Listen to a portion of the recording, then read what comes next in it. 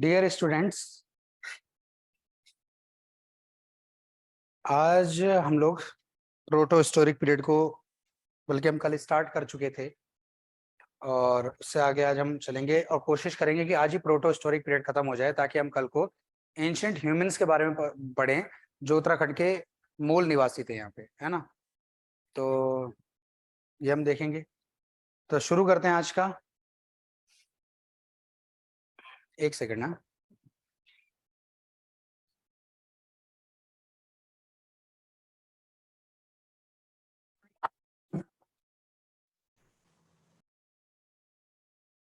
चलिए जी। तो हमारा जो टॉपिक चल रहा था वो चल रहा था प्रोटो। यार एक रिमेनिंग में दिखा रहा है बार बार, वो क्यों नहीं ज्वाइन हो पा रहे होंगे ज्वाइन करने के बावजूद।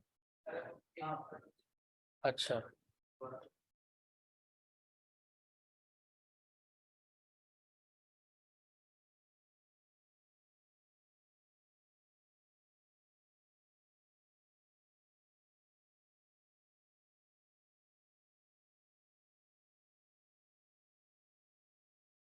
सर हाँ जी। सर कल जो आपने बताया था उस पे मेरा एक क्वेश्चन था। हाँ, एक मिनट एक मिनट एक मिनट। आपके क्वेश्चन से पहले मैं एक डाउट को क्लियर करना चाहता हूँ। कल एक चीज मुझसे चूक हुई। एक मैंने आपको फड़कान वाली बताया था, उसकी डेट क्या बताई थी मैंने आप लोगों को? 1980 क्या बताई थी? 1986। उसको 85 कर लेना यार, ये एक मिस्टेक हुई, इसको ठीक कर लेना, 1985 कर देना उसको। हाँ, अब आप डाउट पूछिए, अपना नाम के साथ आप डाउट पूछना अपना। सर ममता नेगी। हाँ जी, पूछिए नेगी जी।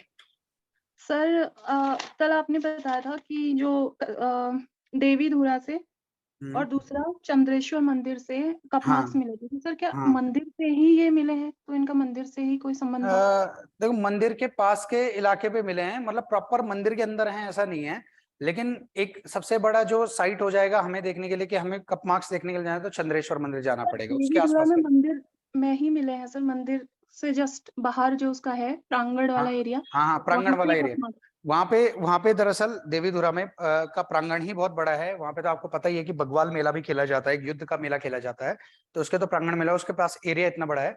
चंद्रेश्वर मंदिर के भी आस पास का ऐसा ही इलाका समझ लीजिए आप लोग, वहां से मिला है। ठीक है। और किसी को कोई क्वेश्चन पूछना है क्या कल को लेकर के, या कल के किसी पॉइंट से कोई और डाउट या कोई और कुछ सर किसी जो को? सर जो सूत्र है उसमें जो मेटल का बताया आपने, जैसे मित्रबाण उपकरण जो है वो सिर्फ लोहे के होते थे, मतलब और कोई मेटल नहीं था? नहीं नहीं, जो हमें उपकरण मिले थे यानी कि टूल्स इस टाइम पीरियड के मिले थे, वो हमें ज्यादातर तांबे के मिले थे। एक आध जगह कांसे के भी मिले, यानी कि ब्रॉन्ज, कॉपर, ब्रॉन्ज और आयरन यानी कि लोहे के भी मिले थे। तीनों मिले थे हमको। तांबे के ज्यादा मिले थे हमको, यानी कि कॉपर के जो टूल्स थे या कॉपर की जो चीजें बनी हुई थी वो ज्यादा मिली हमको। बनकोट जैसी जगह है पिथौरागढ़ की, वहां से तो 8 मिली हैं ऐसे टूल्स, 8 टूल्स मिले हमको वहां से। ठीक है। तो ये एक एक करके आएगा, टूल्स वाला टॉपिक आपका अलग हेडिंग होगा, तो उसमें मैं लोहा वगैरह सब बताऊंगा, स्पेशली बताऊंगा कि लोहे का ये मिला है, तांबे का ये मिला है, कांसे का यानी कि ब्रोंज का ये मिला हमको, है ना। ठीक है। मलारी से हमें कांसे का कटोरा मिला था, वो मलारी पे आएंगे हम लोग, उसको पढ़ेंगे। ठीक है। और भी किसी का कोई डाउट तो नहीं है? सर एक क्वेश्चन था कि सर हाँ जो मेंस के पेपर आए हैं, तो हाँ मैंने वो पेपर देखे थे, उसके जो सारे पेपर है उत्तराखंड से रिलेटेड जो भी क्वेश्चन उसमें आए हैं सर, वो करंट अफेयर से ज्यादा रिलेट करता है। हाँ हाँ, बिल्कुल करंट ऐसा अफेयर होता का है। तो ऐसा कोई सोर्स ही नहीं है जिसमें आप उन क्वेश्चन को आपको मिल जाए। जैसे बिल्कुल बहुत सही सारे बात। क्वेश्चन तो ऐसे हैं सर, वो उनका आंसर कहीं है, मतलब मुझे नहीं मिला। देखो, इसका एक ये है, क्या होता है कि जब कोई लॉन्ग क्वेश्चन ही आ जाए और वो करंट से जोड़ के आपको पूछ ले, तो लॉन्ग क्वेश्चन को करते समय जब आप उसका उत्तर लिखते हैं मेंस में, तो आपको उसका रेफरेंस देने के लिए आपको उसकी थोड़ी हिस्ट्री के बारे में पता हो, थोड़ा ज्योग्राफी के बारे में पता हो। कोई करंट अफेयर आ गया किसी जगह हुआ, मान लो गैरसैंण को राजधानी बना दिया आज, है ना, जाके उसको लेके करंट में कोई क्वेश्चन आ गया।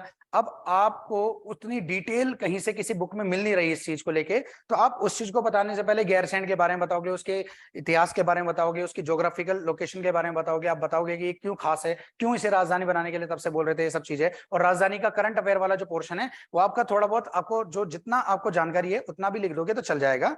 करंट कभी भी ऐसा नहीं होता कि एग्जामिनर क्वेश्चन में लिख के दे रहा है कि करंट अफेयर का क्वेश्चन है, करंट के हिसाब से ही क्वेश्चन दो। आप जब क्वेश्चन देते हो तो भूतकाल से और भविष्य तक आप सारा बताने की कोशिश करते हो कि मेरे पास इस पॉइंट को लेकर के सारी नॉलेज है, आप इतिहास से लेकर अब तक की सारी जानकारी ले लो मेरे से करंट तक की। अब करंट को लेकर के सोर्सेस की बात जब करते हैं ना, तो मैं आपको, ये बात तो सच है बच्चों कि करंट का कोई बहुत अच्छा सोर्स उत्तराखंड के मामले में नहीं है कि उत्तराखंड के करंट अफेयर्स की तैयारी कैसे करें। मैं कुछ 2-3 सोर्सेज के नाम बता रहा हूं। मैं बहुत ज्यादा भरोसा तो वैसे इसी चीज पे करता हूं कि आप लोग साइट्स वगैरह देखें। कुछ ऐसे गूगल पे ऐसे पेज हैं या जैसे दैनिक जागरण का हो गया, उत्तराखंड वाला पोर्शन कोई कहीं पे हो, या सिर्फ उत्तराखंड की खबरें जहां पे मिलती हो, किसी ऐसे एक चीज को तो आपको देखना पड़ेगा। साइट की बात कर रहे हैं, यूट्यूब वीडियो वगैरह उसमें मत जाना, तो गॉसिप्स वाली चीजों पे साइट्स वगैरह पे देख सकते हैं। दूसरा जैसे एक है काफल ट्री, ये उत्तराखंड से रिलेटेड बहुत इंफॉर्मेटिव चीजें देता है ना। कई बार करंट के किसी इशू का भी ये पूरा एक आर्टिकल लिख के देता है, काफल ट्री। इसको आप जरूर देखिए, इसमें बहुत सारी चीजें आपको मिलेंगी, काफल ट्री है। दूसरी चीज, अगर मैं सोर्स बुक की बात करूं तो सबसे ज्यादा जो ट्रस्टेबल सोर्स माना जाता है, हालांकि इस बार के इस बुक में काफी सारी मिस्टेक्स निकली थी। बुक का नाम है विंसर ईयर बुक। ये साल में एक बार निकलती है, पूरे साल के करंट अफेयर रहते हैं। कुछ टॉपिक्स जो बहुत ज्यादा मतलब बड़े अच्छे मुद्दे होते हैं उस पर डिटेल भी एनालिसिस भी देता है, कई बार आर्टिकल दे देता है, उसके बारे में डिटेल जानकारियां भी दे देता है। विंसर ईयर बुक है 2023 है, यानी कि ये वाला, इसकी बुक आ चुकी है जनवरी महीने में। यानी कि अब आपका जो पेपर होगा उस पेपर में पिछले 1.5 साल तक के लगभग 1.5 ईयर्स के आपसे करंट अफेयर्स पूछता है। उससे पीछे भी कभी कभार चला जाता है एक आध क्वेश्चन में, उसके बाद छूट होती है, वो पुराना कोई करंट अफेयर पूछ ले जो अब जीके बन चुका है, दरअसल स्टैटिक बन चुका है, लेकिन आमतौर पे 1.5 साल तक का आता है। तो 1.5 साल के लिए आप लोग इसको बहुत अच्छे से फॉलो कर सकते हैं। और अब सर ये काफल ट्री क्या है सर? क्या चीज? काफल सर ट्री जो आपने तो पहले बताया, वेबसाइट का नाम है, वेबसाइट का नाम है काफल ट्री, वेबसाइट का नाम है। इसमें भी बहुत इंफॉर्मेटिव चीजें उत्तराखंड के बारे में, और थोड़ा बहुत सटीक तरीके से, ऐसे नहीं कि कुछ भी लिख दिया बोल दिया वाला सीन है, थोड़ा ट्रस्टेबल है। इसमें भी काफी इंफॉर्मेशन मिलती है हमको। ये वेबसाइट हो जाएगी, इस पे आप चेक कर सकते, मतलब गूगल में ही डाल दोगे आपको उत्तराखंड के बारे में काफी सारे आर्टिकल्स इसमें मिलते हैं, आर्टिकल्स बहुत सारे मिलते हैं इसमें। विंसर ईयर बुक वो बुक है जो मैं करंट अफेयर के लिए सबसे ज्यादा प्रेफर करता हूँ, और यूके पीएससी इस बुक को फॉलो करता है, हमेशा ध्यान रखना। इस साल के विंसर ईयर बुक में थोड़ी फैक्चुअल मिस्टेक्स काफी सारी थी, डेट वगैरह इशू काफी थे, लेकिन जनरली ये बुक बेस्ट है। मतलब आप इसको ओवरऑल के रूप में देख सकते हो, ठीक है। सबसे ज्यादा इसको फॉलो करता है, फैक्ट्स के लिए नहीं, जो इसमें करंट अफेयर्स आते हैं उसको लेके। एक तो ये है करंट अफेयर्स के लिए। दूसरा सोर्स में अगर आपको बताऊं तो आप लोग जो है न्यू एज करके शायद एक है, वो ये मंथली मैगजीन निकालता है अपनी, द न्यू कंपटीशन एज होगा या द न्यू एज होगा करके, मंथली मैगजीन निकालता है ये। इसको देख लेना आप जाओगे, आपको ये वहां पे सबसे पहले दिख जाएगी। आप बोलोगे कहीं भी शॉप में जाके कि मुझे उत्तराखंड के करंट अफेयर्स की मंथली मैगजीन चाहिए, इसको देख लो। और एक फाइनल एक और का नाम बता रहा हूं मैं आप लोगों को, शायद कईयों का नाम ना पता हो, लेकिन एक किताब और है जो उत्तराखंड के करंट अफेयर्स को कवर करता है। 6 मंथ्स की भी निकालता है, 3 मंथ्स की भी निकालता है, ईयरली भी निकालता है। ग्रीन टर्न इसका नाम है, ग्रीन टर्न। तो ये 2-3 सोर्सेज आप लोग देख लीजिए। द न्यू कंपटीशन एज या द न्यू टाइम एज, कुछ ऐसा तो इसका नाम होगा, सिमिलर सा। मंथली निकालता है ये, ईयरली भी निकाल देता है उसका फिर कंप्लीट एक पैकेज, 6 महीने का भी निकालता है। ग्रीन टर्न भी एक अच्छी ट्रस्टेबल, इसमें से इस बार क्वेश्चन बहुत आए थे। अभी एक पटवारी का एग्जाम हुआ था आपका, यूकेपीएससी ने करवाया था, वो एग्जाम यूकेपीएससी ने करवाया था। इसमें से कम 8 से 10 क्वेश्चन डायरेक्ट आ रखे थे सिर्फ इसी इससे मैगजीन से, इस बार की ग्रीन टर्न की। तो ये 2-3 सोर्स मैंने आपको करंट अफेयर्स के लिए बता दिए। थोड़ा बहुत बाकी आपका जब ये सारा, जब उत्तराखंड भी खत्म हो जाएगा ना, तो ये वाला और करंट की कुछ बुक्स का जो मिक्सचर होगा, उससे आप किसी भी क्वेश्चन का आंसर कुछ तो दे ही सकेंगे। और ध्यान रखिए, अगर सोर्सेज उपलब्ध नहीं है करंट अफेयर्स के लिए हमारे पास, किसी के भी पास, कहीं आपको पता नहीं है, तो किसी के लिए नहीं है, फिर आपके लिए नहीं है तो किसी के पास नहीं है सोर्सेज। अगर आपने किसी क्वेश्चन का आंसर नहीं दिया है तो काफी चांस है, देखो इक्का दुक्का तो बहुत स्मार्ट लोग होते हैं, कुछ ना कुछ लिख के आ ही जाते हैं, और समझ लीजिए जो आपके लिए टफ है वो सभी के लिए टफ है, ठीक है। इस बेस पे हम चलेंगे। मैंने 2-3 बुक्स बता दी आप लोग को। विंसर ईयर बुक को जरूर खरीदे, या आप ग्रीन टर्न को यूज कर सकते हैं, ठीक है। बाकी मैं आपको बीच बीच में बताता रहूंगा। करंट अफेयर्स के लिए भी हम लोग देखेंगे, बाद में सेपरेट कुछ करने की कोशिश करेंगे, ठीक है। अभी हम पहले अपना स्टैटिक वाला सारा कंप्लीट करते हैं। प्रोटो हिस्टोरिक पीरियड हमारा चल रहा था, शुरू कर दें बच्चों, शुरू कर दें, बताइए क्या हम लोग शुरू कर सकते हैं, आगे बढ़ जाएं? Yes sir. Yes sir, yes sir. Okay okay done. तो हम लोग कप मार्क्स पढ़ रहे थे और कप मार्क्स को हमने अधूरा छोड़ा था क्योंकि टाइम बहुत हो गया था कल। तो कप मार्क्स हमारा पहला हेडिंग था, जो प्रोटो हिस्टोरिक पीरियड के टाइम पीरियड की चीज हमको कोई मिल रही है वो है कप मार्क्स। तो कप मार्क्स हमने 2 जगह के बारे में बात कर ली थी और यही 2 जगह से सबसे ज्यादा क्वेश्चन आते हैं। प्री में अगर आएगा तो सबसे ज्यादा क्वेश्चन यहाँ से आएगा।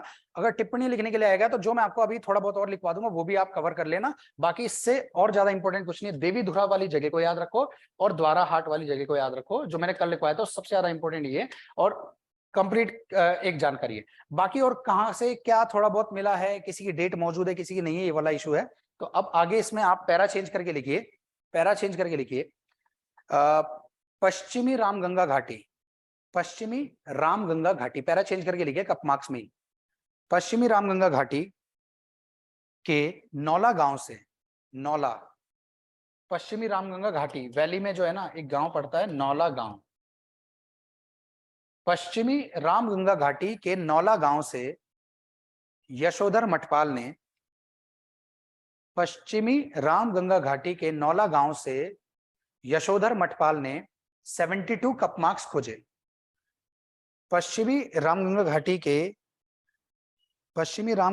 के नौला गांव से, नौला गांव सामने लिखा है मैंने नाम, नौला गांव से यशोधर मठपाल ने 72 कप मार्क्स खोजे। क्लास में अगर कुछ लोग स्टार्टिंग में नहीं रहे होंगे तो मैंने सबसे पहले क्लास में एक फैक्ट ठीक करवाया है। कल को मैंने फड़कानौली की खोज बताई थी 1986, जो कि 85 है, इसको ठीक कर लेना आप लोग, ठीक है। फड़कानौली की खोज 1985 में हुई थी, यशोधर मठपाल ने की थी। मैंने कल 86 लिखवा दिया था, इसको ठीक कर लेना। चलिए ये हो गया आपका, ये वाला पॉइंट भी हो गया। उसी से आगे लिखेंगे 72 कप मार्क्स खोजे। इसके अलावा उसी से आगे लिखो, अब मैं पॉइंट्स में नहीं लिखवा रहा हूं, मैं थोड़ा रिटन के हिसाब से लिखवा रहा हूं, ठीक है। कल मैंने पॉइंट्स लिखवा दिए थे। इसके अलावा आगे लिखो, इसके अलावा फल सीमा, आप जानते हैं फल सीमा कहाँ है, फल सीमा कहाँ है, अल्मोड़ा में, गुफा भी मिली थी यहां से, आप जानते हैं। इसके अलावा फल सीमा से 2 चट्टानों पर, 2 चट्टान, चट्टान यानी रॉक्स। इसके अलावा फल सीमा से 2 चट्टानों पर, इसके अलावा फल सीमा से 2 चट्टानों पर कप मार्क्स मिले हैं। इसके अलावा फल सीमा से 2 चट्टानों पर कप मार्क्स मिले हैं।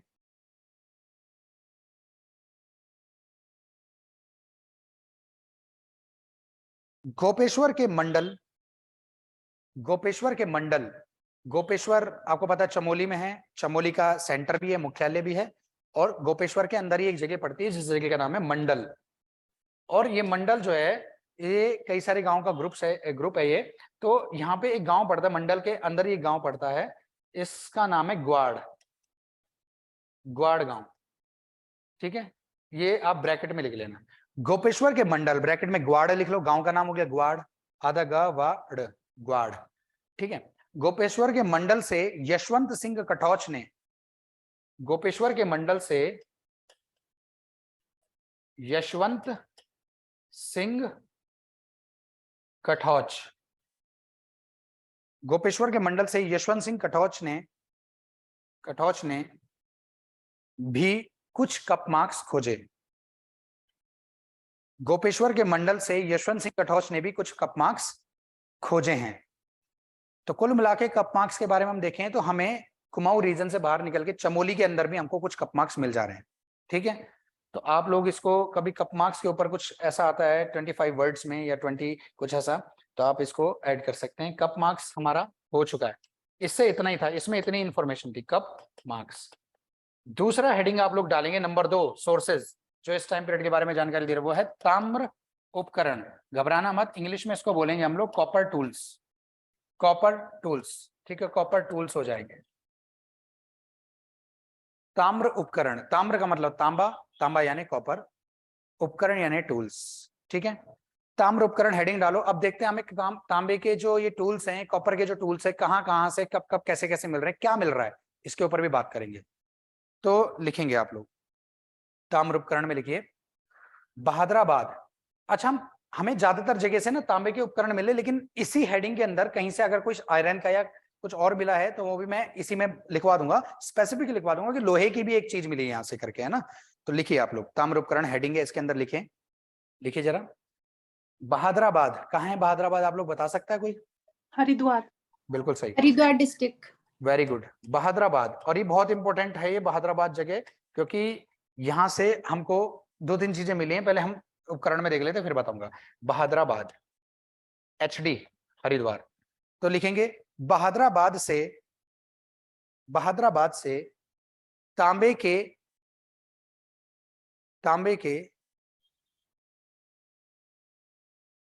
कुछ कड़े, तांबे का कड़ा जानते हैं ना, कड़ा हाथ में पहनते हैं, तांबे के कुछ कड़े, और दूसरा वर्ड थोड़ा दिमाग खराब कर सकता है आपका, आप लोग में से कुछ लोग पहचान पाए तो देखें, और फिर मैं बताता हूं। भालाग्र, भालाग्र। बहादुराबाद से तांबे के कुछ कड़े और भालाग्र प्राप्त हुए हैं। भालाग्र, भाला का आगे वाला हिस्सा, जो जो ये नुकीला सा हिस्सा होता है, इसको बोलेंगे भालाग्र, ठीक है। बाकी सारे आप लकड़ी हो सकता है, पर आगे का ही जो हिस्सा था इसको बोलते हैं भालाग्र, ठीक है। अगर मैंने बोला है भालाग्र तो आप समझे, अगर मैं बोल दूं कहीं से हमें बाणाग्र मिला है तो इसका मतलब समझते हैं आप लोग? सर बाण के आगे का जो हिस्सा होता है, नुकीला वाला, शार्प वाला हिस्सा, नुकीला बोलिए। वाला। बिल्कुल वही चीज हमको एक और जगह से मिलेगी, तो मैं आपको बताऊंगा, इसलिए थोड़ा ध्यान रखना। अग्र यानी कि आगे, और बाण यानी कि बाण, है ना, यानी कि तीर हो गया, भाला यानी कि भाला हो गया। तो आप लोग लिखिए बहादुराबाद से जो है तांबे के भालाग्र और कड़े प्राप्त हुए हैं। बहादुराबाद से तांबे के भालाग्र और कड़े प्राप्त हुए हैं। 1953 में, 1953 में 1953 में यज्ञदत्त शर्मा ने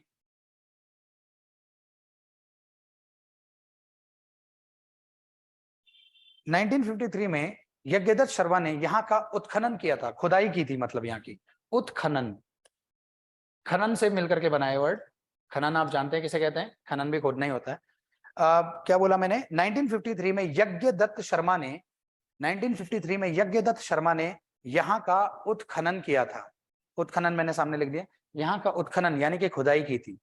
1953 में यज्ञदत्त शर्मा ने यहाँ का उत्खनन किया था, ठीक है।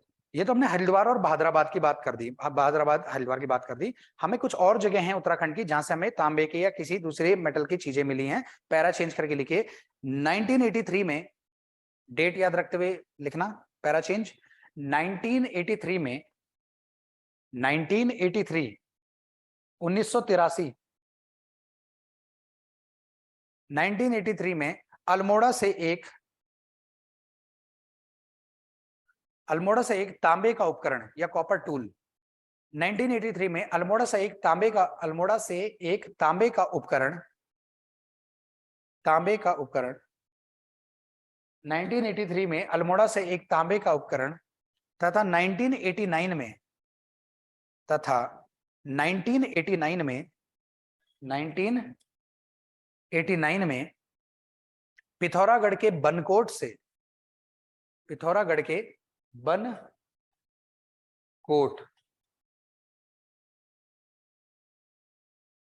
1989 में पिथौरागढ़ के बनकोट से 8 तांबे के उपकरण प्राप्त हुए। 8 तांबे के उपकरण प्राप्त हुए हैं। नैनी सर एक सेकंड प्लीज रिपीट कर दीजिए। यज्ञदत्त शर्मा आपने बोला था वहां से उत्खनन किया था, उसके बाद? यज्ञदत्त शर्मा ने 1953 में उत्खनन किया था, उसके बाद मैंने पैरा चेंज करके बोला 1983 में अल्मोड़ा से एक तांबे का उपकरण, 1983 में अल्मोड़ा से एक तांबे का उपकरण तथा 1989 में पिथौरागढ़ के बनकोट से 1983 में अल्मोड़ा से तांबे का एक उपकरण तथा 1989 में पिथौरागढ़ के बनकोट से 8 तांबे के उपकरण प्राप्त हुए हैं। 8 तांबे के उपकरण प्राप्त हुए हैं।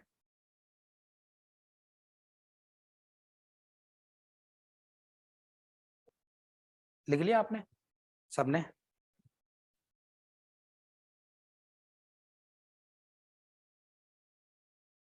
इसके अलावा आगे लिखिए, इसके अलावा 1999 में 1999, इसके अलावा 1999 में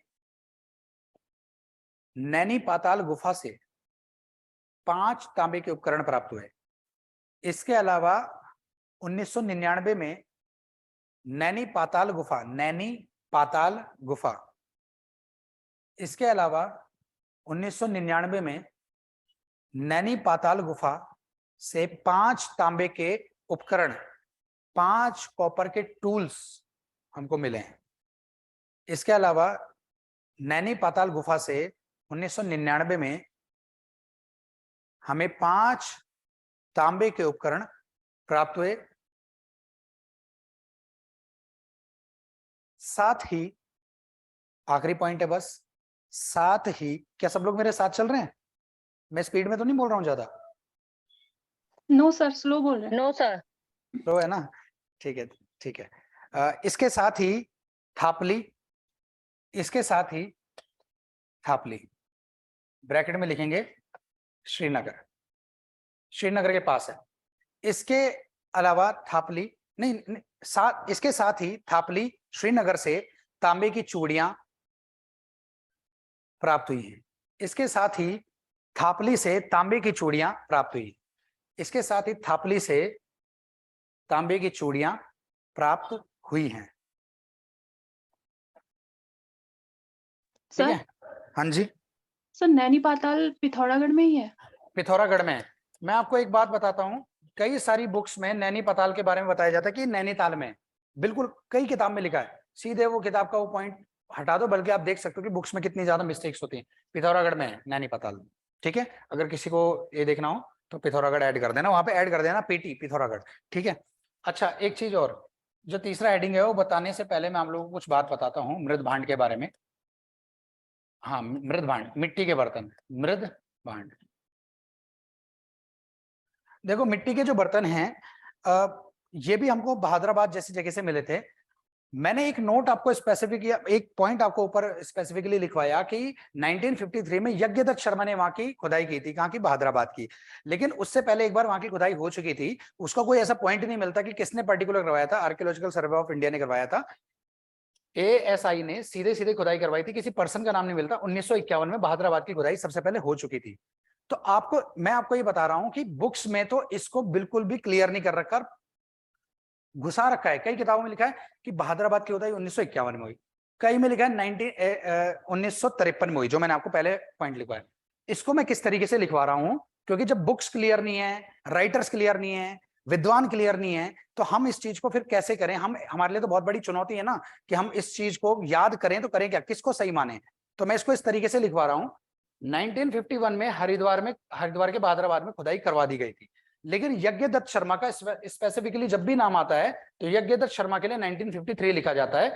यानी कि यज्ञदत्त शर्मा का नाम आएगा तो 1953 रखोगे, और नहीं तो अगर आएगी बहादुराबाद की खुदाई किसने करवाई, कब हुई थी, तो 1951 में हुई थी। वैसे ये क्वेश्चन एग्जाम में नहीं आता है, ऐसे क्वेश्चन नहीं आते जिसमें डाउट हो। और आपको अगर आएगा ये तो कोई एक पॉइंट देगा, 51 देगा, 53 नहीं देगा, 53 देगा तो 51 नहीं देगा। अगर बाय चांस, मैंने बोला बाय चांस, वैसे आएगा नहीं, बाय चांस दोनों डेट आ गई, 1951 आ गया, बहादुराबाद की खुदाई 51 में हुई कि 53 में, तो आप 51 को चूज करोगे।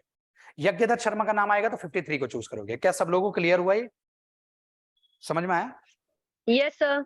मेरे कहने का एक मतलब ये भी है, मैं आप लोगों को एक चीज बताना चाहता हूं, यूकेपीएससी ऐसा हमारे साथ गेम ज्यादा खेलता है प्री में। यूकेपीएससी क्या करता है कि देखो, आप और हम लोग सब क्या करते हैं कि फैक्ट को याद करके ले जाते हैं, बिल्कुल सटीक फैक्ट होता है, आप कोई नहीं बोल सकता वो गलत है। क्वेश्चन और उसका आंसर हमारे पास पहले से मौजूद होता है। एग्जामिनर क्या करते हैं, यूकेपीएससी वाले क्या करते हैं हमारे साथ, क्वेश्चन तो वही लेंगे लेकिन आंसर वो चाहते हैं कि हमारी मर्जी से दे बच्चा, हमारी मर्जी से दे। मतलब वो क्या करेगा कि ओरिजिनल आंसर को हटा सकता है और उस ओरिजिनल आंसर के जो सबसे करीब का जो पॉइंट होगा, जो आंसर होगा, उसको रख देगा। जैसे एक बार क्वेश्चन यूकेपीएससी ने पूछा था, एपीएस के एग्जाम में पूछा था, मेरे ख्याल से 2016-17 में, उसने पूछा था कि उत्तराखंड की कुल जनसंख्या कितनी है, और उत्तराखंड की कुल जनसंख्या है ये 186,292, ये कुल जनसंख्या है। उसने चारों ही ऑप्शन में ये कहीं नहीं दिया, और उसने सही कौन सा माना? जो इस नंबर के सबसे करीब था वो वाला सही माना। कुछ बच्चों ने बोला कि यूकेपीएससी से मिस्टेक हो गई, वो मिस्टेक नहीं करता है, वो बहुत शाना है, बहुत दिमाग से खेलेगा। और ये तो मैंने बहुत छोटा सा बताया, आगे आपको बताऊंगा कैसे कैसे क्वेश्चंस को कैसे कैसे बना के भेज सकता है आपको। तो खैर आप मृदभांड में लिखिए 1951 में 1951 में बहादुराबाद से अब यहां से एक समझने का कॉन्सेप्ट शुरू होगा। पहले आप लिख लो 1951 में बहादुराबाद से, मैं सामने एक वर्ड लिख रहा हूं, गैरिक मृदभांड, ओसीपी बोलते हैं शायद इसको, देख लेना। 1951 में बहादुराबाद से गैरिक मृदभांड प्राप्त हुआ। मैं अभी इसको बताऊंगा ये क्या है और इसका मतलब क्या है। मैं आगे के कुछ पॉइंट्स लिखवा दूं, फिर मैं आपको एक साथ समझाऊंगा ये जरा। 1951 में बहादुराबाद से गैरिक मृदभांड प्राप्त हुआ। उसी से आगे लिखो थापली से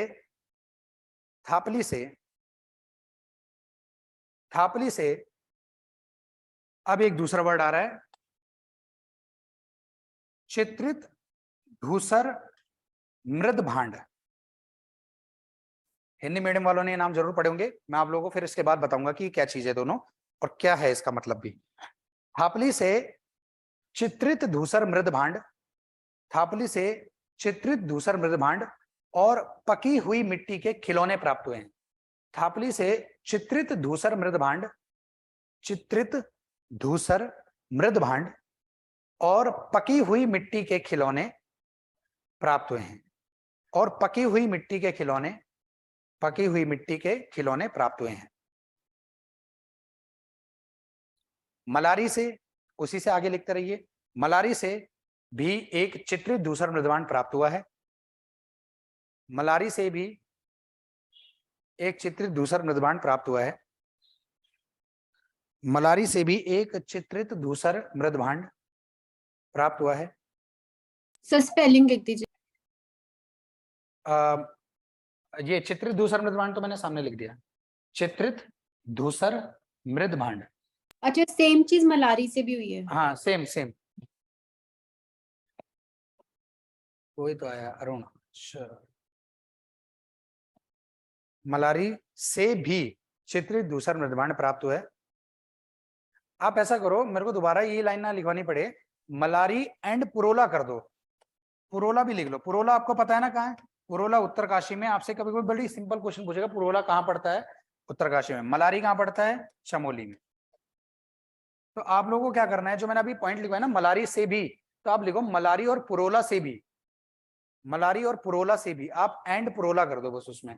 मलारी और पुरोला से भी चित्रित धूसर मृदभांड प्राप्त हुआ है। सब लोग क्लियर है यहाँ तक? बस आखिरी पॉइंट इसके बाद है मृदभांड का। क्लियर? अब एक और जगह है बगवाली पोखर। बताइए जरा बगवाली पोखर कहाँ पड़ता है? सर अल्मोड़ा में। बिल्कुल सही। बगवाली पोखर बहुत हिस्टोरिकल प्लेस है, क्योंकि यहाँ पे वॉर भी हुआ, यहाँ पे बैटल हुई थी दो लोगों की, कुमाऊं के राजा और गढ़वाल के राजा के बीच में लड़ाई हुई थी। वो हम हिस्ट्री में आगे जाने ही वाले हैं, हम धीरे धीरे देखेंगे, उसको ज्यादा खोलूंगा नहीं। तो ये जो बगवाली पोखर है अल्मोड़ा में पड़ता है। तो बगवाली पोखर के तहत ही एक गाँव आता है जिस गाँव का नाम है धनखल गाँव। यहाँ से भी हमको मिला, लेकिन इसकी डेट वेट सब मौजूद है हमारे पास फैक्ट्स में। जब हम बुक्स में देखते हैं तो इसकी डेट वगैरह, इसको किसने खोजा, ये भी मिलता है। तो ये एक फैक्ट हो गया अच्छा सा। तो उसी से आगे लिख लो, इसके अलावा, ये आखिरी पॉइंट है मृदभांड का, इसके अलावा बगवाली पोखर के धनखल गांव से, मैंने सामने लिख दिया, इसके अलावा बगवाली पोखर के धनखल गांव से, इसके अलावा बगवाली पोखर के धनखल गांव से 1998 में 1998 में एमपी जोशी, जानते हैं आप इनको, जिन्होंने लाखों डियर खोजा था। 1998 में एमपी जोशी और एक और थे इनके साथ, बीडीएस नेगी। एमपी जोशी और बीडीएस नेगी, एमपी जोशी और बीडीएस नेगी ने यहां से सेम चीज बिल्कुल चित्रित धूसर मृदभांड खोजा। अब इसके बारे में आप लोगों को बताने वाला हूं ये क्या चीज है। MP Joshi and BDS Negi ने यहां से चित्रित धूसर मृदभांड खोजा। चित्रित धूसर मृदभांड खोजा। अब ये जो है ना खुदाई करने वाले या खोजने वाले तो BDS नेगी और MP जोशी थे, लेकिन इन लोगों को जो डायरेक्ट किया था, जिनको जो मतलब इनको जो भेजा था, वो किसने भेजा था? कुमाऊं यूनिवर्सिटी ने भेजा था एक खुदाई करने के लिए। तो कुमाऊं यूनिवर्सिटी ने यहाँ का उत्खनन करवाया था, ये धनखल गांव का। ठीक है, तो इसको हम नोट में लिख लेते हैं। लिखिए, धनखल गांव का उत्खनन कुमाऊं यूनिवर्सिटी ने करवाया था। धनखल गांव जिसके बारे में हमने पॉइंट लिखा ना, इस जगह का जो खुदाई करवाई थी वो कुमाऊं यूनिवर्सिटी ने करवाई थी। धनखल गांव का उत्खनन कुमाऊं यूनिवर्सिटी ने करवाया था। धनखल गांव का उत्खनन कुमाऊं यूनिवर्सिटी ने करवाया था। भेजा किनको? MP जोशी और BDS नेगी को। ठीक है, यहां तक सबका हो गया। अब मैं आप लोगों को कुछ समझा सकता हूं? ये पॉइंट हो गया आपके? बताइए, शुरू करें समझने का कुछ सिलसिला।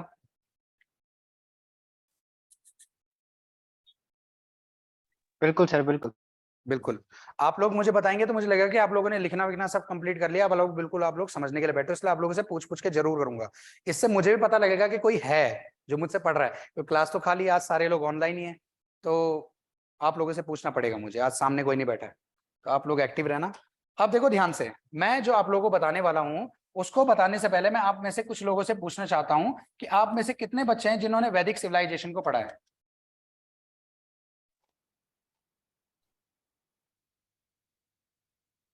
कोई है? थोड़ा सर बहुत मैंने पढ़ा होगा। पढ़ा है।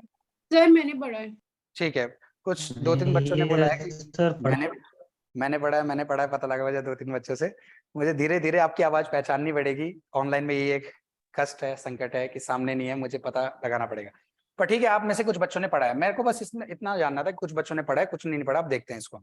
देखो, वैदिक सिविलाइजेशन को थोड़ा समझ लो, क्योंकि उसी से रिलेटेड ये फैक्ट हैं जो आपने अभी अभी लिखे हैं। 1500 बिफोर क्राइस्ट से 600 बिफोर क्राइस्ट तक इसका टाइम चला था।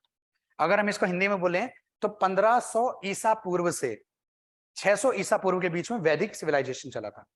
अब हुआ क्या था कि वैदिक सिविलाइजेशन को हम कंप्लीटली एक साथ पढ़ते, लेकिन कुछ प्रॉब्लम्स हैं। हमें जब इस सिविलाइजेशन के बारे में पता लगा और हमने इसके बारे में थोड़ा रिसर्च की, खोजा, समझा, 10 चीजें देखी हमने, ऋग्वेद, सामवेद, यजुर्वेद, इन सब का अध्ययन करके भी आर्यों के बारे में जानने की कुछ कोशिश की, तो हमें कुछ नाम मात्र की चीजें ही पता लग पाई। ज्यादा हम कुछ जानकारी जुटा नहीं पाए इतना कुछ आर्यों के बारे में, है ना। वैदिक सिविलाइजेशन, वैदिक मंत्रों या ईश्वर के बारे में तो डिटेल में बता देता चीजों। आर्यन सिविलाइजेशन के बारे में थोड़ा बहुत जो जानकारी मिली, हमने उसको खंगाला और हमें एक चीज पता लगी। हमें क्या पता लगा कि वैदिक सिविलाइजेशन के 2 फेज थे। इसे पूरे एक फेज में पढ़ नहीं सकते। तो कुछ बच्चों ने पढ़ा होगा, कुछ बच्चों ने नहीं पढ़ा, तो थोड़ा सा बता देता हूं। यहां से आपका थोड़ा सा इंडियन हिस्ट्री भी आपको एक कुछ पॉइंट्स मिलेंगे, प्लस आप लोगों को जो मैं समझाने जा रहा हूं उसका एक कॉन्टेक्स्ट में उसको लेके जा रहा हूं आपको मैं, कि है क्या इसका कॉन्टेक्स्ट, क्या है इसका। तो जो पहला जो फेज है उसको ऋग्वैदिक पीरियड बोला गया, ऋग्वैदिक पीरियड। और इसी का जो दूसरा फेज है उसको पोस्ट वैदिक पीरियड बोला गया, पोस्ट वैदिक पीरियड बोला गया। हिंदी में बोलेंगे ऋग्वैदिक काल, और दूसरा बोला जाएंगे पोस्ट को बोलते हैं उत्तर। उत्तर का मतलब होता है बाद। उत्तर का मतलब डायरेक्शन नहीं होता सिर्फ नॉर्थ, उत्तर का मतलब बाद भी होता है। जैसे पूर्व डायरेक्शन भी होता है, पूर्व पहले भी होता है, ऐसे उत्तर का मतलब डायरेक्शन भी होता है और बाद भी होता है। तो उत्तर वैदिक काल, अगर ये इस टाइम पीरियड के बीच की हैं तो इनके फेजेस हमें डिवाइड करने पड़ेंगे। 1500 से 1000 बिफोर क्राइस्ट का टाइम ये था, और 1000 से लेकर के ये आप जानते ही होंगे 600 बिफोर क्राइस्ट तक का टाइम हो गया। अब ये इंडिया के अंदर चल रही थी वैदिक सिविलाइजेशन, और हमको उत्तराखंड में कोई ऐसे प्रमाण नहीं मिल रहे थे कि उत्तराखंड में भी क्या वैदिक सिविलाइजेशन के कुछ लोग रहे होंगे, क्या आर्यंस उत्तराखंड में भी आके रहे होंगे, क्या वैदिक सिविलाइजेशन जब इंडिया में चल रहा था और जिस तरह की चीजें वो यूज कर रहे थे, बना रहे थे, या जो भी जैसे भी रहते थे, उनकी लाइफस्टाइल थी, क्या उसका कुछ असर उत्तराखंड पे पड़ा होगा? उसके बारे में जानने के लिए हम यहाँ पे आते हैं और देखना पड़ेगा। इसको हमने ऋग्वैदिक पीरियड इसलिए बोला क्योंकि हम ये मानते हैं कि ऋग्वेद, जो कि पूरे वर्ल्ड का सबसे पुराना टेक्स्ट बुक है, मतलब सबसे पुरानी किताब है, सबसे पुरानी किताब ऋग्वेद को माना जाता है कि सबसे पुरानी जानकारी इसके अंदर मिल रही है। तो ऋग्वेद जो कि विश्व की सबसे पुरानी किताब है, इसकी रचना 1500 से लेकर के 1000 बिफोर क्राइस्ट के बीच में हुई थी, इसलिए इस पूरे पीरियड को ऋग्वैदिक पीरियड बोल दिया, क्योंकि इस दौरान ऋग्वेद की रचना हो रही थी। एक बहुत बड़ा ग्रंथ है, सारे वेदों में सबसे बड़ा है। और बाकी 3 जो वेद हैं आपका, सामवेद, यजुर्वेद और अथर्ववेद, ये तीनों पोस्ट वैदिक पीरियड यानी कि उत्तर वैदिक काल में लिखे गए। एक डिफरेंस तो ये पता लगा सीधे सीधे हमको नाम से और इन सब चीजों से। दूसरा डिफरेंस, हमने इनको बांटा क्यों, हमने क्यों दो फेज में बांट दिया? एक रीजन ये है कि इंसान को 1000 बिफोर क्राइस्ट में एक चीज की जानकारी हुई, वो था लोहा यानी कि आयरन। उत्तर प्रदेश का अतरंजी खेड़ा एक जगह है, एटा जिले में पड़ता है, अतरंजी खेड़ा, वहां से हमें 1000 बिफोर क्राइस्ट का लोहे का प्रमाण मिला है कि इंसान ने उसको यूज किया। हमारे पास पूरे इंडिया में कहीं पर भी ऐसा कोई लोहा नहीं मिला अभी तक जो 1000 बिफोर क्राइस्ट से पुराना हो। 1000 बिफोर क्राइस्ट से पुराना लोहा मिल जाएगा पर यूज्ड लोहा नहीं मिलेगा।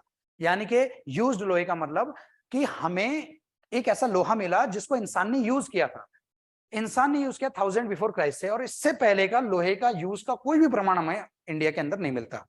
हम जब ऋग्वेद को पढ़ते हैं तो ऋग्वेद के अंदर जो जानकारी मिलती है हमें उसमें सारी धातुओं की जानकारी मिल जाती है, लेकिन लोहे के बारे में उसमें कहीं जिक्र नहीं मिलता, क्योंकि आर्यंस लोहे के बारे में उस टाइम तक जानते नहीं थे। आर्यंस क्या इंडिया में कोई नहीं जानता था, हड़प्पन सिविलाइजेशन के लोग भी लोहे को नहीं जानते थे, तांबा, टिन, ब्रॉन्ज यानी कि कांसा ये सब जानते थे, सोना चांदी से वो अवगत थे, लेकिन वो लोहे को वो भी नहीं जानते थे। जो स्टार्टिंग के जो आर्यंस थे वो भी नहीं जानते थे, बाद के आर्यंस को लोहे के बारे में जानकारी मिली। तो हमने देखा कि जैसे ही लोहा मिला इन लोगों के जीवन में काफी चेंजेस आए। ये जो स्टार्टिंग के आर्यंस थे ये खेती बहुत कम करते थे, ये करते थे पशुपालन। हम आ रहे हैं बिल्कुल अपने टॉपिक पे आ रहे हैं, ध्यान से देखते रहना। ये स्टार्टिंग के जो आर्यंस है ऋग्वैदिक आर्यंस, ये पशुपालन करते थे, ज्यादा करके जानवरों को पालते थे, दूध वगैरह निकालते थे, वो सब है ना, मांस के लिए भी नहीं, ज्यादा करके ये था, मतलब वेजिटेरियंस थे आमतौर पे तो बोला जाता है। कुछ बुक्स बताती हैं जो थोड़ा मार्क्सवादी बुक्स हैं, वो बताते हैं कि ये तो मांस खाने के लिए भी गाय को काट के खाते थे, ऐसा कुछ भी बताते हैं, लेकिन हम उस चीज पे पूरा फैक्चुअली नहीं जाएंगे। इधर के लोग क्या करने लगे, लोहे की खोज हो गई, लोहे के अब उपकरण यानी कि टूल्स बनने लगे, और ये लोग जो कि पंजाब वाले इलाके में आके रह रहे थे काफी टाइम से, ये नॉर्थ इंडिया में नहीं घुस पा रहे थे, क्योंकि नॉर्थ इंडिया एक बहुत ही घना जंगल था और उसको तांबे के यानी कि कॉपर के या ब्रॉन्ज के टूल्स नहीं काट सकते थे ऐसे घने जंगलों को, उसके लिए चाहिए था एक मजबूत धातु, वो मिल गया लोहा। और इन्होंने धीरे धीरे उत्तर भारत के जंगल साफ करने शुरू किए और अपने रहने लायक जगह बनानी शुरू की। और उसके बाद हमको दिखते हैं भारत में बड़े बड़े राज्य, महाजनपदास जिनको हमने बोला था हिस्ट्री में, तो ये लोग फिर क्या करने लगे, कृषि पे थोड़ा ज्यादा डिपेंड। और आपको पता है उत्तर भारत का पूरा इलाका कितना ज्यादा उपजाऊ क्षेत्र है, गंगा यमुना मैदान की वजह से, और उनकी जो ट्रिब्यूटरीज जो हैं उसकी वजह से पूरा एरिया उत्तर भारत का बहुत ज्यादा उपजाऊ है, सिंचित क्षेत्र है। तो कृषि इनका जो है मेन पेशा बन गया, पशुपालन से शिफ्ट हो गया कृषि, एग्रीकल्चर में हो गए, पशुपालन भी चलता रहा साथ में, पर कृषि जब मेन बन गया इनका, तब प्रोग्रेसिव होते गए। यहाँ पे ये लोग रहते थे कच्चे मकानों में, झोपड़ियों में, इस तरीके से, और क्योंकि जब ये प्रोग्रेसिव होते जा रहे हैं तो अभी पक्के मकानों में, यानी कि सेकंड अर्बनाइजेशन होगा। इससे पहले हड़प्पा सिविलाइजेशन ने अर्बनाइजेशन किया इंडिया का, उसके बाद अब ये करेंगे। उसके इसी टाइम पीरियड में राजा का होता था चुनाव, और इस टाइम पीरियड में राजा जो है वो वंशानुगत हो गया, यानी कि राजा का बेटा ही राजा होगा, अब ये हो गया। इस टाइम पीरियड में वर्ण व्यवस्था इतनी बुरी तरीके से लागू नहीं थी, वर्ण व्यवस्था थी तो बहुत पॉजिटिव थी। ब्राह्मण वो होगा जो पढ़ा लिखा आदमी है, वैश्य वो होगा जो व्यापार आदि का काम करेगा, जो युद्ध आदि कला का काम करेगा वो होगा आपका क्षत्रिय, और जो इन तीनों में से कोई काम नहीं कर पाता है और मजदूरी या किसानी या कोई भी दूसरा काम करता है या बाकी तीन की सेवा करता है, उनको शूद्र बोल दिया। इसमें कहीं भी ऊंच नीच नहीं थी, बस डिवीजन था, क्लासिफिकेशन था। तो अब हम देखेंगे वर्ग बन गए, लेकिन इस टाइम पीरियड में वर्ण व्यवस्था पक्की हो गई, बल्कि जातियां भी आने लगी और कई सारी जातियां बनी। इसी क्रम में, इसी में आगे क्या हुआ कि हमें बर्तनों तक में भी डिफरेंसेस देखने को मिले इन दोनों फेजेस में। स्टार्टिंग के जो आर्यंस थे वो बनाते थे गैरिक मृद भांड, मैं अभी बताऊंगा गैरिक मृद भांड, और जो पोस्ट वैदिक पीरियड के, उत्तर वैदिक काल के जो आर्य थे ये बनाते थे चित्रित धूसर मृद भांड, चित्रित धूसर मृद भांड। ये तो नाम रखा गया है, अगर हम इनकी पहचान के लिए बताएं तो ये जो होता था ये कुछ कुछ गेहुआ कलर का होता था, गेहुआ कलर, आप लोगों ने सुना होगा, रंग दे तू मोहे गेहुआ है, गेरुआ है, गेरुआ, तो गेहुआ हो गया, सॉरी गेरुआ है यार, मैंने गेहुआ लिख दिया इसको, गेरुआ। तो गेरुआ कलर जो कि केसरिया के कुछ कुछ शेड में होता है, उस रंग के थोड़ा क्लोज होता है, तो गेरुआ रंग का बर्तन बनाते हैं। गेरुआ मतलब थोड़ा बहुत आप कहते कुछ ऑरेंज का, कुछ आप हल्का हल्का देखेंगे उसमें, इस कलर के बर्तन बनते थे, ठीक है, नॉर्मल बर्तन बनते थे मिट्टी के, और गेरुआ उनका कलर होता था, गेरुआ कलर होता था। लेकिन इस टाइम पीरियड में क्या हो गया कि आर्यंस ने अपने बर्तनों में चित्रकारी भी शुरू कर दी। अब चित्र का मतलब ये नहीं कि वो बड़ी बड़ी कुछ ऐसी कुछ बना रहे, उन्होंने बहुत आर्ट पेंटिंग्स कर दी, कुछ नहीं, कई सारे बर्तन ऐसे मिले कि काले रंग के बर्तन, उनपे लाल रंग के धब्बे या सफेद रंग के धब्बे।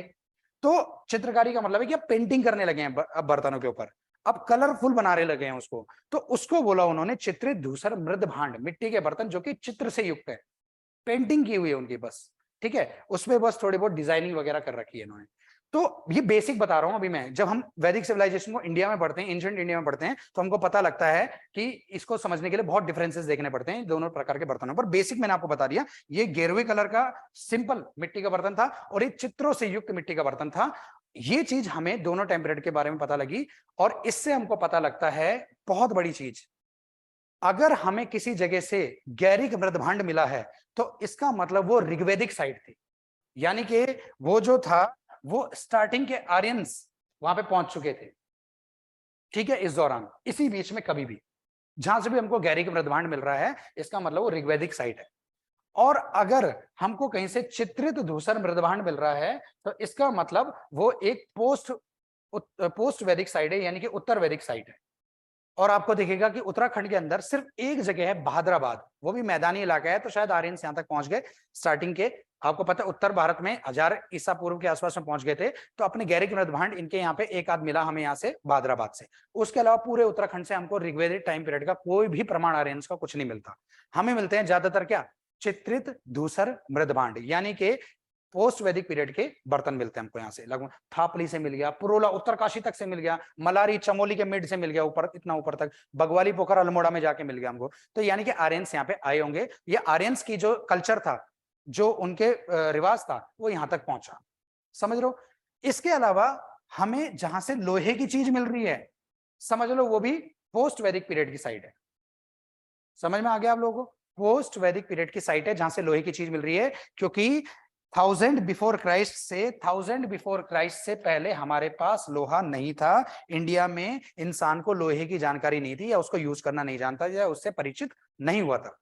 कुछ बात आप लोगों को समझ में आई यहां तक? ये इंडियन हिस्ट्री का हिस्सा है, मैंने थोड़ा एक्स्ट्रा बताया आपको सिर्फ एक चीज समझाने के लिए, पर मेरे को रेफरेंस देना था कि ये डिफरेंस कैसे पता लगेगा, क्या है ये दो अलग अलग टाइप के बर्तन क्यों बना रहे हैं आर्यंस। ये अलग टाइम के बर्तन है, ये अलग टाइम के बर्तन है आर्यंस के बर्तन। क्या सब लोगों को गैरिक मृदभांड और चित्रित धूसर मृदभांड समझ में आ गया? और ये थोड़ा बहुत जो मैंने समझा समझ में आ गया? यस सर, क्लियर है। सबको क्लियर है? Yes sir. ओके, बताने के लिए बहुत कुछ था, पर फिर हम हिस्ट्री, इंडियन हिस्ट्री में घुस जाते हैं। हम आते हैं वापस उत्तराखंड में। चलिए, अगला हेडिंग आप लोग डालेंगे। हमने बर्तनों के बारे में देखा, कुछ हमें बर्तन मिले, जितने भी चित्रित धूसर मृदभांड वाले हैं उनको आप अलग से आप लिख सकते हैं। आपसे एग्जाम में सिर्फ ये पूछ सकता है कि उत्तराखंड के उत्तर वैदिक काल के स्थलों के बारे में जानकारी दीजिए। समझ रहे हो बात को? या पोस्ट वैदिक पीरियड के बारे में हम लोग को जानकारी दो। उत्तराखंड में एक क्वेश्चन आ गया 25 मार्क्स में, या 25 वर्ड्स में, या 50 वर्ड्स में, तो उसमें आप लोग एक एक करके सारी जगह बताओगे। देखो यहाँ से चित्रित दूसरा सब आर्यंस, पोस्ट वैदिक आर्यंस की जो है चीजें यहाँ से मिल रही हैं।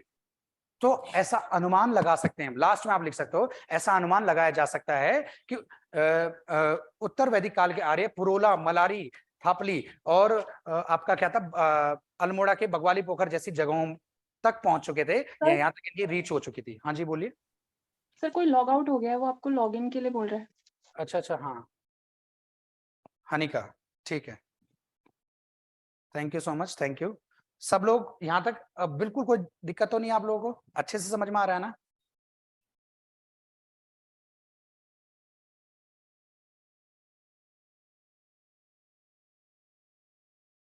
मैं बोलूंगा खुद से यस सर। ठीक है, फोर्थ होगा हमारा गुफाएं। ठीक है, हम लोगों ने कप मार्क्स देख लिया प्रोटोस्टोरिक पीरियड के, उसी टाइम पीरियड के थे।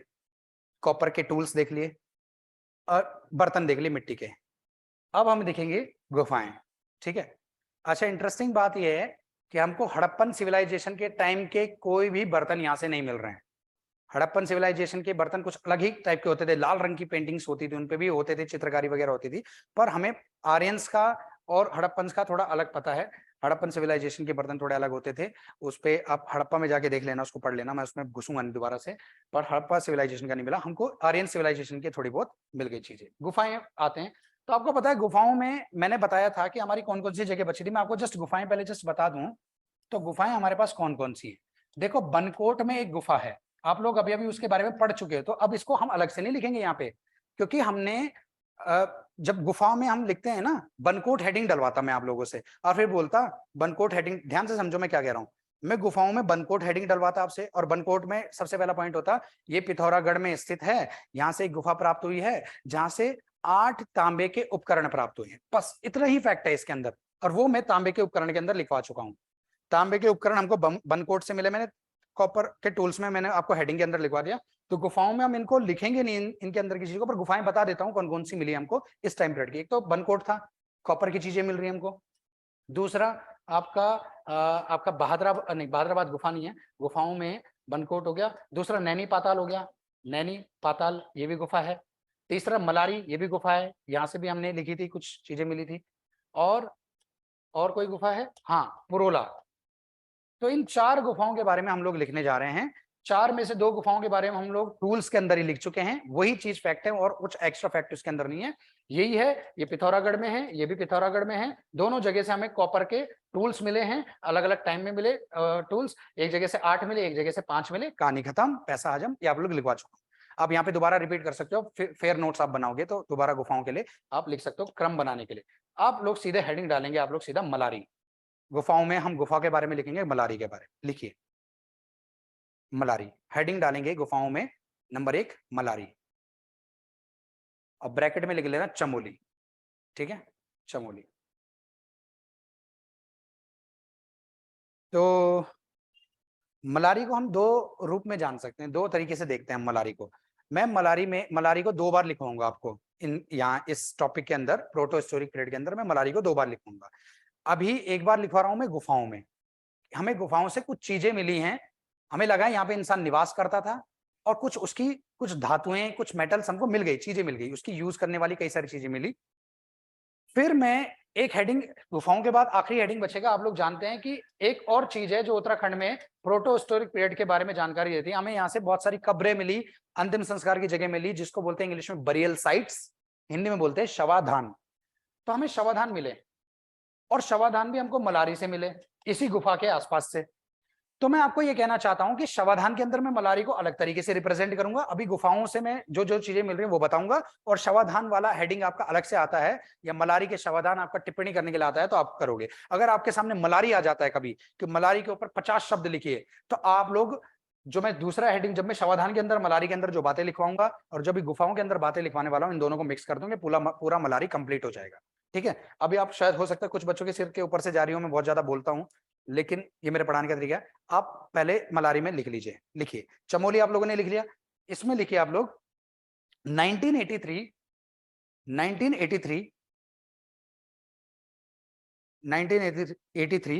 और 2002, 1983 और 2002, 2002, 1983 और 2002 में, 1983 और 2002 में 2 बार, 1983 और 2002 में 2 बार गढ़वाल यूनिवर्सिटी ने, वही हेमवती नंदन बहुगुणा HNB जिसको आप जानते हैं आज, उसको गढ़वाल यूनिवर्सिटी पहले बोलते थे। 1983 और 2002 में 2 बार गढ़वाल यूनिवर्सिटी ने मलारी का उत्खनन करवाया। 1983 और 2002 में 2 बार गढ़वाल यूनिवर्सिटी ने, या HNB ने, गढ़वाल यूनिवर्सिटी ने मलारी का उत्खनन यानी कि खुदाई करवाई, उत्खनन करवाया। BM खंडूरी, सामने नाम लिख रहा हूं, BM खंडूरी, BM खंडूरी ने यहां 1983 में, BM खंडूरी ने यहां 1983 में लोहे के उपकरण, आयरन टूल्स, लोहे के उपकरण तथा एक पशु का कंकाल प्राप्त किया। लोहे के उपकरण तथा एक पशु का कंकाल प्राप्त किया, लोहे के उपकरण तथा एक पशु का कंकाल प्राप्त किया।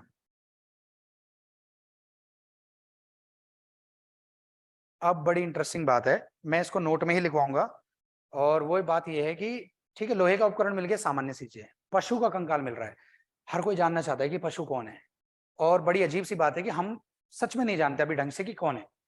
2 कॉन्ट्राडिक्शन है 2 लोगों के बीच में, 2 टाइप के विद्वानों के बीच में, 2 घुट हैं इसमें। कुछ लोग बोलते हैं कि ये जो पशु है ना, ये हिमालय में एक बहुत पहले, कभी एक हिमालय वाले क्षेत्र में यानी बर्फ वाले क्षेत्र में बहुत पहले एक पशु पाया जाता था, प्राचीन पशु, और अब ये लुप्त हो चुका है बहुत पहले ही। इस पशु का नाम है जुबू, नाम दे रखा है उन्होंने।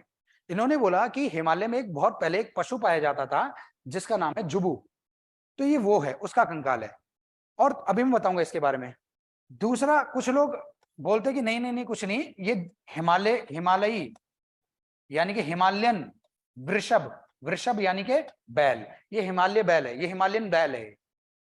हिमालयन बैल का कंकाल है, थोड़ा हट्टा कट्टा होता है, ठीक है। हिमालयन थोड़ा जंगली, हिमालयन जंगली बैल हो गया ये थोड़ा होता है। अब मैं आपको बताता हूँ जुबू का सीन क्या है। जुबू के बारे में बताते हैं कि एक प्राचीन जीव है जो कि अब लुप्त हो चुका है। कहाँ मिलता था? हिमालय में मिलता था। और साथ में ये, इसको जो बताया है विद्वानों ने, जो जानते हैं इस जीव के बारे में, रिसर्च की है, बताया कि ये जो जीव है ना, ये दिखने में कैसा दिखता था? ये याक जैसा दिखता था। वाइफ और याक आप लोगों ने देखा होगा ना, हिमालय में कुछ इस टाइप के जीव मिलते भी है। तो जैसे याक होता है, कुछ कुछ उसी शेप का या उसी टाइप का ये जुबू नाम का जीव होता था। अब इसमें कॉन्ट्राडिक्शन है, हम इन दोनों बातों को लिख लेंगे और अपने तरीके से लिखेंगे। जब एग्जाम में लिखेंगे तो वहां भी कुछ इसी तरीके से लिखेंगे जैसे मैं लिखवाने वाला हूं। तो नोट लिखिए जल्दी से आप लोग। कुछ विद्वानों ने, नोट बना के फिर लिखिए। कुछ विद्वानों ने सर अभी फिर वो पशु के आगे कोई नाम नहीं लिखे ना? किसके आगे? पशु के आगे जुबू लिखे या हिमालय वृक्ष लिखे? नहीं, अभी कुछ मत लिखना, मैं इस वाले नोट के अंदर लिखवाऊंगा वो वाली बात। ओके ठीक है।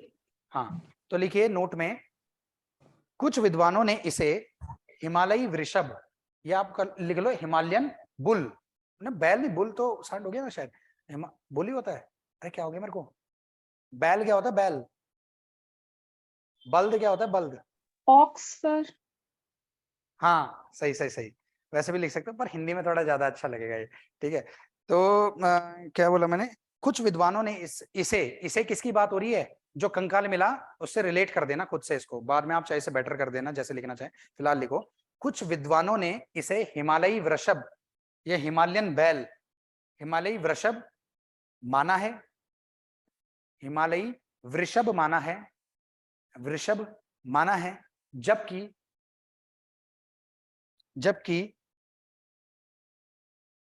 कुछ विद्वानों के अनुसार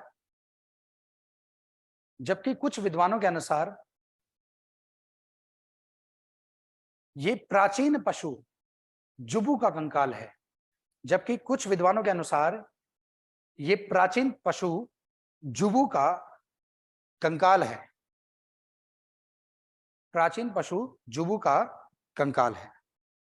अगर आप ऐसे ही अपनी ऐसे ही मतलब आता ना कि कैसा होता है क्या, तो आप साइड में ब्रैकेट में कहीं लिख सकते हैं याक की तरह दिखता था। मतलब जो विद्वानों ने बताया इसके बारे में कि ये जीव कैसा दिखता है, याक के जैसा दिखता था, उसी स्ट्रक्चर का ये जीव था, ठीक है। बाकी ये आएगा नहीं एग्जाम, जुबू वाली बात आ सकती है, ये वाला नोट आपको याद रखना है बस, ठीक है। मलारी से किसके प्रमाण या जुबू के प्रमाण हमें कहां से मिले हैं? प्राचीन जीव जुबू के प्रमाण कहां से? मलारी से मिले हैं। इस टाइप से प्री में क्वेश्चन आ सकता है, अभी तक आया नहीं है पर आ सकता है।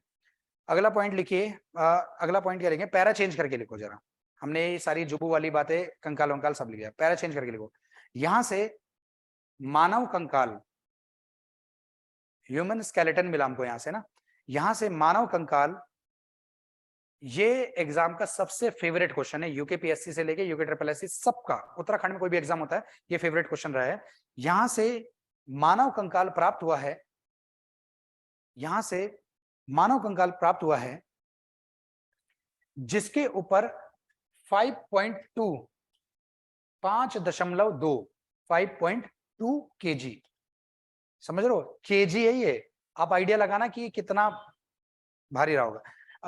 यहां से मानव का एक कंकाल प्राप्त हुआ है, मानव कंकाल प्राप्त हुआ है जिसके ऊपर 5.2 kg का सोने का मुखौटा, जिसके ऊपर 5.2 kg का सोने का मुखौटा, 5.2 kg का सोने का मुखौटा और कांसे का कटोरा, यानी कि कांसा यानी कि ब्रॉन्ज, कांसे का कटोरा प्राप्त हुआ है।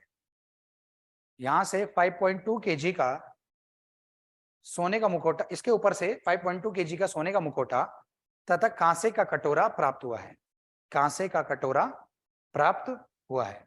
तो आप समझ रहे हो, एक इंसान का कंकाल मिला है और उस कंकाल के ऊपर 5.2 kg का सोने का मुखौटा यानी कि मास्क सॉरी, और दूसरा कांसे का एक कटोरा उसी के ऊपर से रखा हुआ मिला हमको। तो ये एक फैक्ट है, इसको याद रखना। इसके अलावा एक नए वर्ड से आप लोग परिचित होने वाले हैं अभी, उस नए वर्ड का नाम है कुतुब। जानते हैं क्या होता है कोई बच्चा? इसके अलावा यहां से एक कुतुब मिला है, सामने लिख दिया मैंने वर्ड और अभी बताऊंगा ये क्या।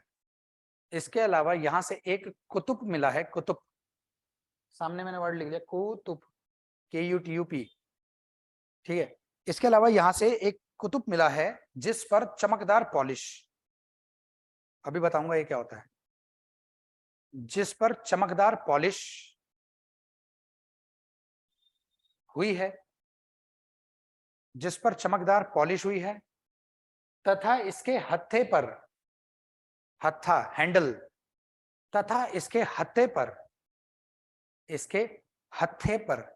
हत्था, तथा इसके हत्थे पर क्या, इसके हत्थे पर मोनाल का सुंदर चित्र बना मिला है। मोनाल का, बड़ी इंटरेस्टिंग बात है, उत्तराखंड का राज्य पक्षी है मोनाल, और एक प्रोटो हिस्टोरिकल साइट में हमें एक चीज मिलती है, उसके अंदर मोनाल का बड़ा सुंदर चित्र मिल रहा है। कोइंसिडेंस है?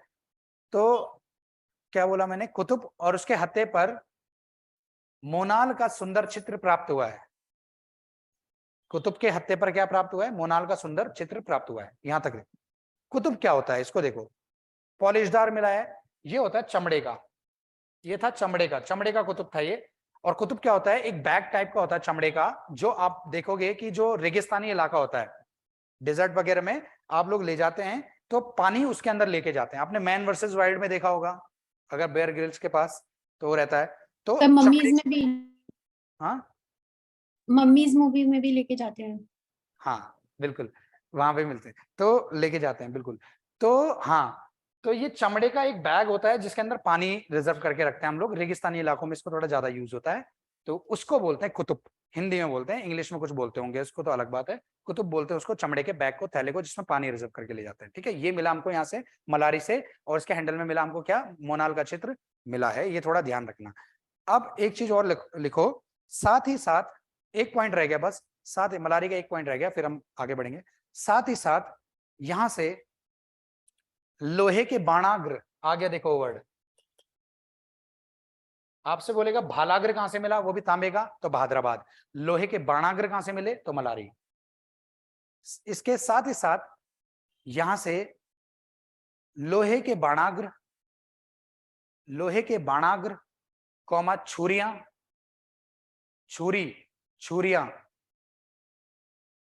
छुरियां, कौमा टोंटी। टोंटी क्या होता है? जो पानी खोलते हैं जिससे, टोंटी। और मृदभांड भी प्राप्त हुए हैं। मृदभांड आपको ऊपर लिखवा दिया था, पर मैंने ऐड कर दिया कि सारी चीज मिली यहां से। मृदभांड कौन सा वाला मिला था? यहां से चित्रित धूसर मृदभांड, यानी कि पोस्ट वैदिक पीरियड का साइट हो सकता है। टोंटी तथा मृदभांड भी प्राप्त हुए हैं। ठीक है, तो मैंने आप लोगों को जो बताया अभी, वो बताया क्या? मलारी गुफा के बारे में, कि यहाँ से हमें कुछ चीजें मिली, यहाँ से हमें बरियल साइट्स भी मिली है इसी गुफा के पास से, तो हम उसको ऐड नहीं कर रहे हैं, इसको बरियल साइट को हम अलग से देखेंगे और थोड़ा डिटेल का हो गया वहां पे। अब आप हेडिंग डालेंगे पुरोला। पुरोला से हमको क्या मिला? पुरोला भी एक गुफा है। पुरोला मतलब जगह का नाम है दरअसल, पर यहाँ से हमें गुफा मिली है, और यहाँ पे भी हमको गुफा से चित्र भी मिले हैं बने हुए कुछ। और क्या है कि इस गुफा में हमको काले रंग की लिपि मिली है। लिपि यानी कि लिखावट मिली है हमें, काले रंग की लिपि, काले रंग से कुछ लिखा हुआ है इस गुफा में, और वो जो लिखा हुआ है उसको हम पढ़ नहीं पाए हैं, आज तक नहीं पढ़ पाए। तो जब हमें कोई लिपि मिली हो और हम उसको पढ़ नहीं पाए हो, तो हम उसको प्रोटो हिस्टोरिक पीरियड की साइट बोलते हैं। ठीक है, ये भी हो सकता है, देखो मैं आप लोगों बच्चों थोड़ा, अब ये में कंफ्यूज हो जाने वाली बात होती है, पर मैं इसको ज्यादा बोलता नहीं, पर फिर भी समझ के चलो, अगर समझ पा सकते हो, अगर ऊपर से ना जाएगा। ये जो प्रोटो हिस्टोरिक पीरियड की गुफाएं हैं, ये बेसिक मतलब हो सकता है कि ये प्री हिस्टोरिक पीरियड में भी यूज होती रही हो, लेकिन हमको उसके प्रमाण ना मिलके ज्यादा करके प्रोटो हिस्टोरिक पीरियड के प्रमाण मिल रहे हैं, हमने इसलिए यहाँ इसको लिखवाया है। नहीं तो आप परीक्षा वाणी या कोई भी बुक देखेंगे तो सब में गुफाओं को एक लिस्ट से बना के दे रखा है, उसमें डिवीजन करके नहीं दिया हुआ कि प्री हिस्टोरिक पीरियड की गुफा है और ये प्रोटोहिस्टोरिक पीरियड। मैंने बांट के दिया है, आपको किसी और बुक में ऐसा नहीं मिलेगा।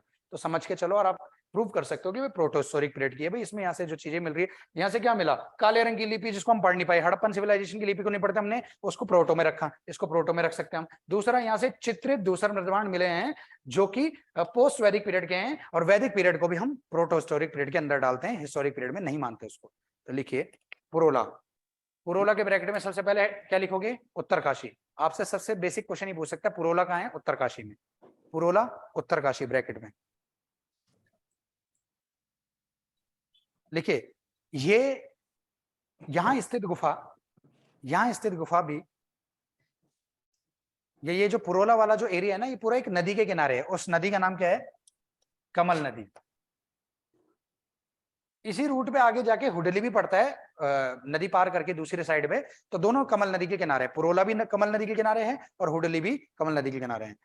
तो इस क्या बोला मैंने, बोला क्या था, ये स्थित क्या बोला था मैंने, मतलब स्टार्टिंग से बोलना मैंने, पुरोला में क्या बोला, यहाँ स्थित गुफा। हाँ ठीक है। यहाँ स्थित गुफा कमल नदी के तट पर स्थित है। यहाँ स्थित गुफा कमल नदी के तट पर स्थित है, या ये प्लेस भी कमल नदी के तट पर स्थित है, ऐसे भी लिख सकते थे।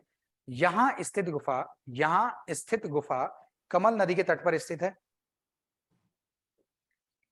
यहां से दो गुफाएं प्राप्त हुई हैं, यहां से दो गुफाएं मिली हैं या दो गुफाएं प्राप्त हुई हैं। दो गुफाएं, यहां से दो गुफाएं प्राप्त हुई हैं। इन गुफाओं में काले रंग की लिपि प्राप्त हुई है। इन गुफाओं में काले रंग की लिपि प्राप्त हुई है। इन गुफाओं में काले रंग की लिपि प्राप्त हुई है जो अभी तक पढ़ी नहीं जा सकी हैं। इन गुफाओं में काले रंग की लिपि प्राप्त हुई है जो अभी तक पढ़ी नहीं जा सकी हैं, जो अभी तक पढ़ी नहीं जा सकी हैं। सिंपल है, इसमें इतना ही था और कुछ नहीं। पुरोला से और कुछ आता नहीं, आएगा भी नहीं। ज्यादा से ज्यादा अगर यहां से आएगा ना बच्चों, तो ये पूछ लेगा कि किस नदी के तट पे। इसको याद रखो थोड़ा, ये थोड़ा एक अच्छा क्वेश्चन बनता देखा है मैंने एग्जाम में। और ये सब आता नहीं, ये थोड़ा, क्योंकि ये चीजें क्लियर नहीं है अच्छे से, कुछ नहीं पता क्या है, कब लिखा, किसने लिखा, कैसा है। हेडिंग डालिए आप लोग। आप लोगों ने बनकोट और नैनी पाताल के बारे में पीछे ही लिख लिया, ताम्रपकरण में, वहां नहीं जाएंगे। अब सीधा नया हेडिंग आ जाएगा, गुफाएं। हाँ जी सर, एक दो क्वेश्चंस हैं। हाँ सर, बोलिए। मलारी में जो आपने लिखवाया है, तो जो गुफा है उसका नाम भी मलारी है या सिर्फ मलारी में ना स्थित ना, गुफा वो लिखेंगे? जगह है, मलारी भी जगह है, गांव का नाम है अच्छा, मलारी। ठीक है। तो उसमें गुफा का कोई नाम नहीं है ना? गुफा का कोई नाम नहीं, आप ठीक उसको नाम सीधे ये दे सकते हो, मलारी गुफा। ठीक है सर। जैसे और सर, कोई बोलिए। इसके पास भी आपने कोई बताया था, नदी जाती है वाली, मलारी के पास? मलारी के पास तो मैंने कोई नदी नहीं बताई नहीं बताया? अच्छा, ठीक है, ओके। मलारी के पास। Thank you sir. ओके, शवाधान हेडिंग डालो, बरियल साइट्स। बरियल साइट्स यानी कि शवाधान। बरियल साइट्स को देखते हैं, ये फाइनल है आपका। मैं चाह रहा हूं इसको भी कंप्लीट करा देते हैं, समझने का काफी इसमें देखते हैं। बरियल साइट्स, तो बरियल साइट्स के बारे में मैं आपको बता देना चाहता हूँ। बरियल साइट्स हमको चमोली में मिली, उत्तराखंड में गढ़वाल वाले रीजन में हमको सिर्फ चमोली में मिली बरियल साइट, वो भी मलारी में, मलारी गांव में। और दूसरा, हमको ज्यादातर मिल रही हैं अल्मोड़ा और उसके आसपास की जगह से बरियल साइट्स। अल्मोड़ा तो बहुत ही एक बहुत, मतलब मैं सेंटर एरिया बोलूंगा एंशिएंट ह्यूमन का, कि बहुत लोग यहाँ पे पहले प्राचीन काल के लोग रहे, यहीं से शुरुआत हुई है शायद बसावट की। चमोली अल्मोड़ा एक बहुत मेन स्पॉट रहा होगा। तो शवाधान के बारे में मैं जस्ट ऐसे बता दूं, तो एक तो मलारी है, यहां से बरियल साइट, ये बरियल साइट के रूप में बहुत फेमस है मलारी गांव। दूसरा जो है आपका, वो हो गया नौला जैनल गांव। नौला जैनल, ये भी अल्मोड़ा, नौला जैनल गांव, ठीक है। पश्चिमी रामगंगा घाटी में पड़ता है, वैली में पड़ता है नौला जैनल गांव। और तीसरी चीज जो है मलारी, नौला जैनल, इसके अलावा है एक सानड़ा बसेड़ी, ये भी अल्मोड़ा में। सानड़ा, सानड़ा ड़ा लिख दिया मैंने, सानड़ा बसेड़ी, ये भी जगह अल्मोड़ा में है। और एक और जगह है दीना पानी, ठीक है, ये भी। तो ये जो साइट्स हैं यहां से हमको मिल रहे हैं क्या, दफनाए हुए लोग, और दफनाने की भी बहुत अलग अलग टेक्निक। बड़ा इंटरेस्टिंग है मलारी के शवाधान। मलारी के जो बरियल साइट है वो पाकिस्तान में सबसे बड़ी बरियल साइट है, और इसकी खोज जो है ना, इसको लेकर के क्वेश्चन सबसे ज्यादा ये आया है कि इस साइट की खोज किसने की थी एज अ बरियल साइट, इसको किसने खोजा था। तो 1956, ये डेट भी कई बार पूछी गई है। खोजने वाले बंदे का नाम है शिव प्रसाद डबराल, ये नाम आपको याद रखना पड़ेगा। ये बहुत महान व्यक्तित्व रहे हैं। इन्होंने उत्तराखंड के टोटल हिस्ट्री को बहुत डिटेल में लिखने की कोशिश की। कई सारे सोर्सेस से इन्होंने जानकारी ले लेके, खुद सर्वे करके, खुद आर्कियोलॉजिकल चीजों को देख दाख के इन्होंने सबसे पहले उत्तराखंड के इतिहास को लिखने की बहुत विस्तृत तरीके से कोशिश, बहुत विस्तार पूर्वक इन्होंने उत्तराखंड का इतिहास लिखा था। ये हेडमास्टर थे उत्तराखंड में स्कूल के, और इन्होंने अपनी सारी संपत्ति बेच दी थी इसको छपवाने के लिए, इस किताब को लिखने के लिए, उत्तराखंड के इतिहास को लिखने के लिए।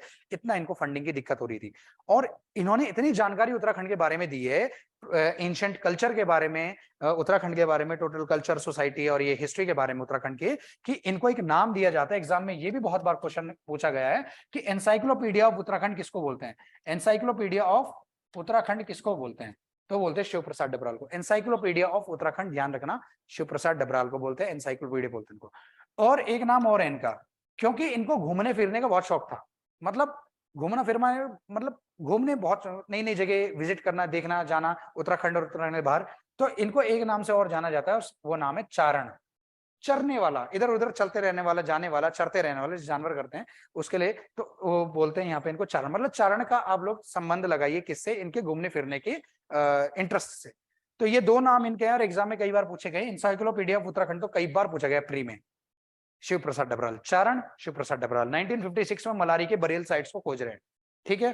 तो यहां से शुरुआत करेंगे, हेडिंग डालिए मलारी के शवाधान। अब गुफा के रूप में नहीं पढ़ रहे इसको, बरेल साइट के रूप में बोल रहे हैं। मलारी गांव का नाम है, मलारी के शवाधान हेडिंग है, मलारी के शवाधान, burial sites of Malari, burial site of Malari. तो बोल दूं मैं बच्चों, बोल दिया जाए। Yes sir. मलारी के शवाधानों की खोज 1956 में, मलारी के शवाधानों की खोज 1956 में, मलारी के शवाधानों की खोज 1956 में शिव प्रसाद डबराल ने की थी। मलारी के शवाधानों की खोज 1956 में शिव प्रसाद डबराल ने की थी। जैसे आप लोग मेरे से एक्स्ट्रा फैक्ट्स मांगते रहते हो कि इंपॉर्टेंट है, इसको सर साइड में कहीं नोट करवा दो, आप ये चीजें भी लिख सकते हो, साइड में लिखना चाहो। एनसाइक्लोपीडिया ऑफ उत्तराखंड और चारण, इनके दो नाम है, ठीक है। अच्छा, पैरा चेंज, नहीं, इसी से आगे लिखिए, शिव प्रसाद डबराल ने की थी। इन शवाधानों का निर्माण, इन शवाधानों का निर्माण इस बरियल साइट का को कैसे बनाया गया, कैसे बिल्ड किया गया, तो स्पेशली बनाया नहीं गया, चट्टान को काट करके, पहाड़ी को काट कर करके इसको गहरा बनाया गया। चट्टान को, पहाड़ी को काट करके इन्होंने इस साइट को बनाया था। इन लोगों ने, जिन लोगों ने बरियल साइट्स यहाँ पे बनाई हैं, कौन थे, क्या थे, उसके ऊपर डिबेट है, पर थोड़ा मैं लास्ट में बताने की कोशिश करूंगा कि अलग अलग राइटर्स या विद्वान क्या बताते हैं कि किसकी साइट्स हो सकती हैं। लिखिए, इन शवाधानों का निर्माण पहाड़ी को काटकर किया गया था। इन शवाधानों का निर्माण पहाड़ी को काटकर किया गया था, पहाड़ी को काटकर किया गया था। और देखो यहाँ पे दफनाने का तरीका देखो, बड़ा इंटरेस्टिंग है। और फिर मैं इससे पर्सनल तो क्या खोलना चाहिए किसी को अपने बारे में, लेकिन जहां से आप लोगों को कुछ नॉलेज मिलती हो, तो मैं आप लोगों को एक पर्सनल इंसिडेंट के बारे में बताऊंगा अपने। देखो यहाँ पे जो मलारी में जो हमें साइट मिली, यहाँ पे हमें जो कंकाल या दफनाने का तरीका मिला, बड़ा इंटरेस्टिंग था। यहाँ आदमी को जो है ना, सीधा नहीं सर मुझे आवाज नहीं आ रही है। एक बार लेफ्ट मार के एक बार दोबारा से ज्वाइन करके देखो, क्या सभी को नहीं आ रही क्या आवाज? सर आ रही है, सर क्लियर है आवाज। इंटरनेट प्रॉब्लम होगा सर। इंटरनेट प्रॉब्लम होगा, एक बार या तो आप लेफ्ट करके दोबारा मैं आपको ज्वाइन कर लूंगा, ठीक है। अभी आ रही है आवाज वैसे?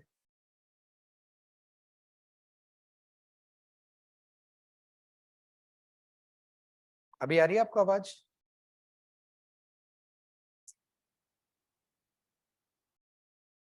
लगता है हमारा संपर्क टूट गया उनसे, जल्दी मिलेंगे। डिप्टी जी है। अच्छा, चलो देखना, मुझे बताना, अगर नहीं आएगा तो मैं बाद में समझा दूंगा फिर से, कल एक बार रिपीट कर लेंगे। देखो यहाँ पे जो डेड बॉडीज थी, मतलब बॉडीज को सीधा नहीं लिटाया गया था। सीधा आप लोगों को पता ना कब्र में कैसे रखा जाता है आदमी को? आदमी पीठ के बल लेटता है, पीठ के बल लेटता है, लिटाया जाता है और उसको दफनाया जाता है। यहाँ पर आदमी को औंधा लिटाया गया था। औंधा, ये वर्ड देख लेना एक थोड़ा। औंधा का मतलब होगा कि पेट के बल इंसान को यहाँ पे लिटाया गया था। यहाँ पे बॉडीज को पेट के बल लिटाया गया था, उल्टा लिटाया गया था। तो ये बड़ी यूनिक सा तरीका है, क्योंकि हमको दफनाने के जो प्रमाण मिलते हैं तो हम लोगों को दिखता है कि सीधा ही लिटाया जाता था इंसान को, चाहे पहले भी एंशिएंट टाइम में। अब हड़प्पन सिविलाइजेशन इंडस वैली में देखेंगे तो वहां भी हमें जो मिले हैं तो सीधा ही लिटाने का था, कुछ वो भी नहीं था। तो फिर जाके कुछ विद्वानों के दिमाग खराब हुए, कुछ के कान खड़े हुए कि है क्या है, किसकी साइट हो सकती है? आर्यंस की साइट होती तो ऐसे कैसे औंधा लिटा सकते हैं? आर्यंस की साइट हो सकती है, क्योंकि आर्यंस के बहुत सारे प्रमाण मिल रहे हैं, लोहे के बाण मिल रहे हैं, चित्रित दूसरा बाण मिल रहे हैं, बहुत सारी चीजें यहाँ से ऐसी मिली जो वैदिक पीरियड के बारे में जानकारी ली, प्रोटो हिस्टोरिक पीरियड की साइट पर है ही, आपको पता है। तो यहाँ पे औंधा लिटाया गया। अब बड़ी इंटरेस्टिंग बात है कि उत्तराखंड में ये रिवाज आज भी किसी ना किसी रूप में चल रहा है। अब उत्तराखंड के लोग ज्यादातर सारे क्या 99%, 90% सारे लोग हिंदू धर्म को मानने वाले लोग हैं। तो उत्तराखंड में ये रिवाज चल कैसे सकता है? क्योंकि दफनाने की परंपरा तो उत्तराखंड के लोगों में नहीं है ना, जलाने की है। तो मैं आपको इंसिडेंट बताता हूँ। मेरी हर एक फैमिली, हर एक जो पर्सन है आप में से होगा, तो आपकी दो साइड होंगी, एक फादर वाली साइड, एक मदर वाली साइड, दोनों का रिश्ता हुआ है। तो दो अलग अलग कल्चर मिले हैं, दो अलग अलग विलेजेस की शादी हो चुकी है इस तरीके से। मेरे जो दादाजी की जब डेथ हुई थी आज से लगभग 12-13 साल पहले, 13 साल पहले के लगभग, 13-14 साल पहले, तो उस समय उनका मैंने जब देखा था अंतिम संस्कार में, वहां मौजूद था, गांव गया था, तो गांव में उनको नॉर्मल अंतिम संस्कार उनका किया गया नदी के किनारे, जिसे गांव में नदियों किनारे कर दिया जाता है, शमशान घाट। और आज से जस्ट 2.5 साल पहले, 3 साल पहले, बल्कि 2 साल ही हुए हैं शायद, 2 साल पहले मेरे नाना जी की डेथ हुई है, अपने नाना जी, और उनके क्रियाक्रम में भी मैं मौजूद था यहाँ हरिद्वार में।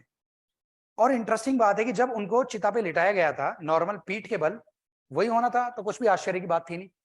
तो पंडित जी आते हैं और शायद वो रोज हर एक मुर्दे को फुकवा रहे हैं, उनको पता है कई चीजों के बारे में। तो उन्होंने एक बार कंफर्म किया, उन्होंने बोला मेरे जो मामा लोग थे या और भी जो वहां पे जो बड़े लोग थे, बुजुर्ग लोग थे, कि आपके यहाँ कैसे सीधा ही लिटाते हैं कि उल्टा लिटाते हैं? तब एकदम से, अरे हाँ हाँ सीधा क्यों लिटाया, उल्टा लिटाओ। तब जो हमारे जो नाना जी थे उनकी बॉडी को उल्टा लिटाया गया, यानी कि पेट के बल लिटाया गया। ये रिवाज है वहां का। और आप लोगों को जब मैं ज्योग्राफी बताऊंगा, जब उत्तराखंड की ज्योग्राफी पढ़ाऊंगा, उसमें हम जब एक एक डिस्ट्रिक्ट को पढ़ेंगे, तो टिहरी जिले की मैं बात कर रहा हूँ, टिहरी जिले से बिलोंग करता हूं मैं। तो टिहरी जिले में आप लोग जो एक जगह के बारे में जानकारी ले रहे हैं, ये घनसाली ब्लॉक पड़ता है, यहां से हमारे नाना लोगों का संबंध है। और इसी घनसाली ब्लॉक से लगभग आपका 40 किलोमीटर के दूरी पे और आगे जाके एक जगह पड़ती बूढ़ा केदार, यहां से मेरे फादर साइड की ओरिजिन है। मतलब बूढ़ा केदार से मेरे फादर साइड के लोग हैं। घनसाली ब्लॉक जो है, यहाँ से आपको पता विधानसभा सीट भी है घनसाली, एससी के लिए आरक्षित है, ये भी ध्यान रखना, एससी के लिए रिजर्व है सीट टिहरी के अंदर एक घनसाली की। तो घनसाली ब्लॉक से मेरे नाना लोग बिलोंग करते हैं। तो मैंने देखा कि 40 किलोमीटर की डिस्टेंस में कल्चरल डिफरेंस है।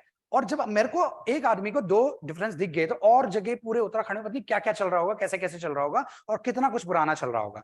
आप लोग अगर कभी देखेंगे उत्तराखंड के कल्चर में डांस देखेंगे, फोक सॉन्ग, तो आप देखेंगे कि हाथों में हाथ डालकर, हाथ पकड़ करके, आप जौनसार से लेकर के पूरे गढ़वाल में और कुमाऊं तक भी देखेंगे, कई सारे डांसेस में ऐसा होता है कि हाथों में हाथ डालकर या हाथ में हाथ पकड़कर डांस किया जाता है, गोल घेरा बना के, या लंबी ग्रुप डांस होता है। और ये चीज हमको प्री हिस्टोरिक साइट में गुफाओं की दीवारों में दिख रही है, हाथों में हाथ डालकर सामूहिक नृत्य करना। मतलब मैं ये नहीं कह रहा हूं कि देखो हमारा कल्चर इतना पुराना है, मैं इतना ज्यादा नेशनलिस्ट बनने की कोशिश नहीं करूंगा, क्योंकि फैक्ट के ऊपर चलना चाहिए, मैं उस पर ज्यादा चलता हूँ, फैक्ट्स पे, लॉजिक्स पे ज्यादा चलता हूँ।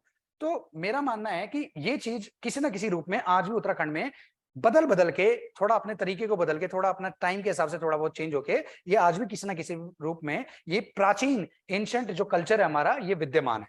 औंधा लिटाने वाला हमको मलारी से मिला, मलारी चमोली में, टिहरी का कोई दूर दूर तक कोई संपर्क नहीं। तो एंशिएंट काल में जो होता था, तो ये अब लोगों ने क्या किया, जब मुझे ये दिखता है तो मुझे एक बंदे की बात ज्यादा सही लगती है। कुछ विद्वान बोलते हैं कि जो मलारी की जो साइट है, ये जो औंधा करके लिटाया गया है, ये किसी और की नहीं, खसों की समाधि है। खस एक जाति है। हम लोग कल जो नेक्स्ट टॉपिक हमारा जो कल पढ़ेगा, प्रोटो के बाद हम लोग एंशिएंट में घुसने से पहले एक टॉपिक पढ़ेंगे, उत्तराखंड की प्राचीन जातियां या जनजातियां, एंशिएंट ट्राइब्स या एंशिएंट ह्यूमंस, इनको देखेंगे हम उत्तराखंड के। तो इसमें एक जाति आएगी खस जाति, जो कि उत्तराखंड के मूल निवासी माने जाते हैं। इन मूल निवासियों ने हमें बहुत सारे कल्चरल गिफ्ट्स दिए, मतलब बहुत सारी चीजों कल्चर में हमको प्रदान की, और उसी को हम आगे आगे आगे आज तक बढ़ाते चले आ रहे हैं। तो काफी चांस है कि एक खस जाति की समाधि हो सकती है। आगे जाके आप लोग खसों के बारे में डिटेल पढ़ोगे तो बड़ा इंटरेस्ट आएगा। अभी फिलहाल मैं अपनी बात को यहाँ पे रोकता हूँ और मैं लिखवाने पे थोड़ा जाता हूँ आगे। थोड़ा सा लिखने के लिए इसको लिख लीजिए जरा। आप लोगों ने लास्ट क्या लिखा था, बस एक बार मुझे याद दिला दीजिए। सर हमने लिखा था जहाँ शवों को औंधा लिटाया गया है। ये मैंने लिखवा दिया। आप मतलब आप बता रहे थे निर्माण अच्छा। पहाड़ी को काटकर किया गया है, हाँ, निर्माण किया गया। हाँ, किया पहाड़ी को काटकर किया गया। इससे आगे लिखिए आप लोग, यहाँ मानव शवों को, शव यानी बॉडीज, यहाँ मानव बॉडीज को या यहाँ मानव शवों को सीधा नहीं अपितु औंधा के ब्रैकेट में आप लोग लिख लेना, औंधा के ब्रैकेट में आप लोग लिख लेना पेट के बल, बहुत इजी हो जाएगा, पेट के बल ब्रैकेट में ऐसे लिख लेना, कंप्लीट थोड़ा समझ में आ जाएगा। यहां पर मानव शवों को सीधा नहीं अपितु औंधा यानी पेट के बल लिटाया गया है, पेट के बल लिटाया गया है। ये मिला हमको यहां से, और कुछ नहीं। अगर हम देखें बरियल साइट्स के रूप में हमें ऐसी कुछ खबरें मिली यहाँ पे। अब इसके ऊपर कुछ राइटर्स ने, कुछ विद्वानों ने कुछ पॉइंट बताए कि ये किसकी साइट हो सकती है, क्या है, कैसा है, क्यों है, उसको हम नोट में लिखेंगे। तो नोट लिखने हमने 2-3 लिखे। पहला नोट, राहुल सांस्कृत्ययन, इनको जानते हैं आप लोग? राहुल नाम तो सुना ही होगा, राहुल सांस्कृत्यायन, राहुल सांस्कृत्यायन, ठीक है। ये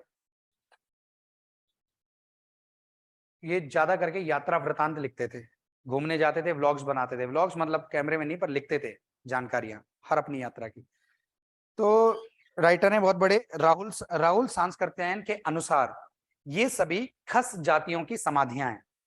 राहुल सांस्कृत्यायन के अनुसार ये सभी खस जाति की समाधियां हैं। राहुल सांस्कृत्यायन के अनुसार ये सभी खस जाति की समाधियां हैं।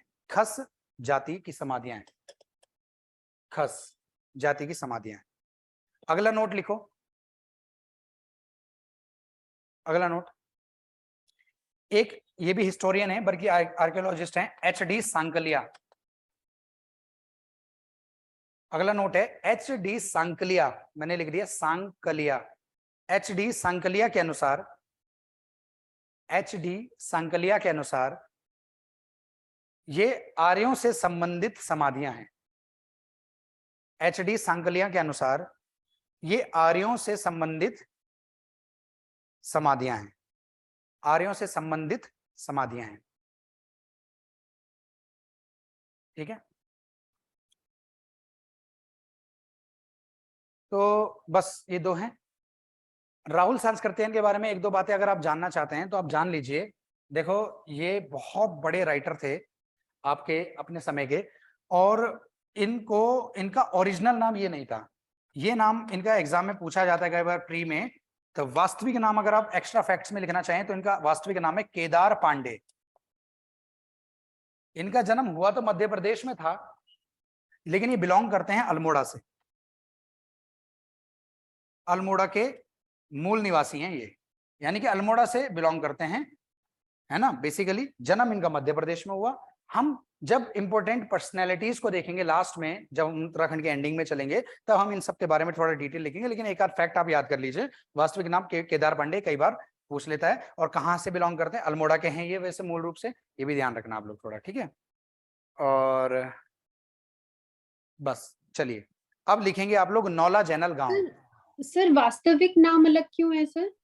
वास्तविक मतलब कि इनका ओरिजिनल नेम ये था, ये इन्होंने बाद में रखा था। नहीं, कई सारे नहीं होते थे, रखते थे। जैसे कुछ लोग क्या करते थे कि ओरिजिनल नाम कुछ है, लेकिन जो रचनाएं करते थे वो अलग नाम से करते थे, अपना एक अलग नाम रख लेते थे एज अ राइटर। अच्छा, ओके ओके, जैसे कवि वगैरह रखते थे। हाँ, कवि, हाँ कवि, ये कवि हो गए, वही है, कवि तो है, ये भी लेखक है, राइटर है। ये इनका ये नाम इन्होंने अपना रखा। जैसे कई सारे हैं, आप लोगों को पता ही होगा कि एक राजा, नहीं आपको नहीं पता होगा, अभी आप उत्तराखंड की हिस्ट्री पढ़ोगे तो एक राजा का नाम आएगा सुदर्शन शाह। सुदर्शन शाह टिहरी रियासत के राजा थे। और इन्होंने क्या किया था, ये कुछ लिखते भी थे, राइटर भी थे, कवि भी थे। तो इन्होंने एक रचना लिखी थी सभासार, मैंने आपको उत्तराखंड के सोर्सेज में लिखवाया। तो ये जो है रचनाएं लिखते थे, सूरत नाम से लिखते थे। ऐसे एक बहुत बड़े क्रांतिकारी हुए हैं उत्तराखंड के अंदर, जिनका नाम है श्री देव सुमन। ठीक है, तो ये सुमन नाम से कविताएं लिखते थे। इनका ओरिजिनल नाम श्री दत्त बडोनी था, श्री दत्त बडोनी। ये भी आगे आएंगे उत्तराखंड में, हम इनको देखेंगे।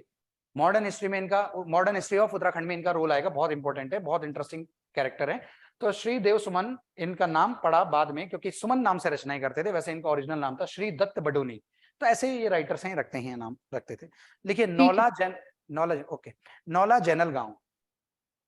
सर नौला चैनल किधर है? ये अल्मोड़ा में। ये भी अल्मोड़ा में? यस, ये अल्मोड़ा सर में। अल्मोड़ा कितनी एशियंट वो है ना? और मैं अल्मोड़ा के पास ही रहती हूँ सर, मैंने कभी इतना ध्यान नहीं दिया। अच्छा, आप क्या नाम है आपका? सर दिया। अच्छा दिया, अच्छा दिया, दिया हाँ। पमार। नहीं सर, दिया नहीं रावत। सर हम ठाकुर हैं। अच्छा ठाकुर है, ठीक है ठीक है, सॉरी माय मिस्टेक, आप माफ कर देना मुझे एक बार। अल्मोड़ा में रहने वाले कई सारे लोगों को नहीं पता, क्योंकि इस चीज से रिलेटेड कल्चर ही नहीं है। कौन पढ़ाएगा लिखाएगा, कौन समझाएगा? आप कंपटीशन के उसमें आए हैं तब आपको पता लगा। हम में से बहुत सारे लोग हैं जो उत्तराखंड से बिलोंग करते हैं, हमें अब पता लग रहा है चीजों, और अब पता लगेगा अभी आपको। अभी तो ये तो स्टार्टिंग है, अभी बहुत कुछ आप लोगों को पता लगने वाला है अल्मोड़ा के बारे में। जब आपको पता लगेगा अल्मोड़ा एक कैपिटल हुआ करता था एक डायनेस्टी की, जिसका नाम है चंद्र डायनेस्टी, और तब कितना ज्यादा यहाँ का कल्चर बहुत ज्यादा विकसित था, उसको हम देखेंगे। तो खैर ये चीजें हैं। नौला जैनल गांव अल्मोड़ा में है, और इसमें लिखेंगे आप लोग ये पश्चिमी रामगंगा घाटी, मतलब वैली में आता है ये, पश्चिम रामगंगा वैली। ये पश्चिमी रामगंगा घाटी में स्थित है, ये पश्चिमी रामगंगा घाटी में स्थित है, पश्चिमी रामगंगा घाटी में स्थित है ये गांव। मतलब यहां से शवाधानों को यशोधर मठपाल ने खोजा था। डेट नहीं है इसकी, पर ये नाम याद रखना। यहां से शवाधानों को, यानी कि बरियल साइट्स को यशोधर मठपाल ने खोजा था, यशोधर मठपाल ने खोजा था। तो यशोधर मठपाल ने जब ये बरियल साइट्स देखी, तो उन्होंने इन साइट्स को देखने के बाद, और यहाँ पे कुछ जो दफन था उन कंकालों, थोड़ा बहुत उनका रिसर्च वगैरह करने के बाद उनको एक चीज रियलाइज हुई कि ये जो कंकाल है ना यहाँ पे जो मिले हैं, ये 1000 बिफोर क्राइस्ट से पुराने नहीं है, यानी कि 1000 बिफोर क्राइस्ट के हैं। और कब से लेके कब तक? 1000 से 500 बिफोर क्राइस्ट। ठीक है, अगर हम देखें तो पोस्ट वैदिक पीरियड की शुरुआत से लेकर पाणिनि के काल तक, पाणिनि का टाइम पीरियड माना जाता है 500 बिफोर क्राइस्ट का लगभग, पाणिनि जिन्होंने अष्टाध्यायी लिखा था। तो 1000 बिफोर क्राइस्ट से 500 बिफोर क्राइस्ट के बीच के ये बरियल साइट है। और इन्होंने यहाँ की साइट को देखने के बाद एक चीज और जानकारी दी कि ये लोग कृषि से बहुत अच्छे तरीके से अवगत थे। पता लग जाता है भाई इस टाइम पीरियड का इंसान कृषि को जानता था, लेकिन उत्तराखंड में जो हमें मिल रहा है इंसान, क्या वो जानता था कि नहीं जानता था? तो इन्होंने बताया बिल्कुल ये जानते थे, कुछ इन्हें ऐसे क्लू मिले। तो लिखिए, नोट लिखने हमको दो। यशोधर मठपाल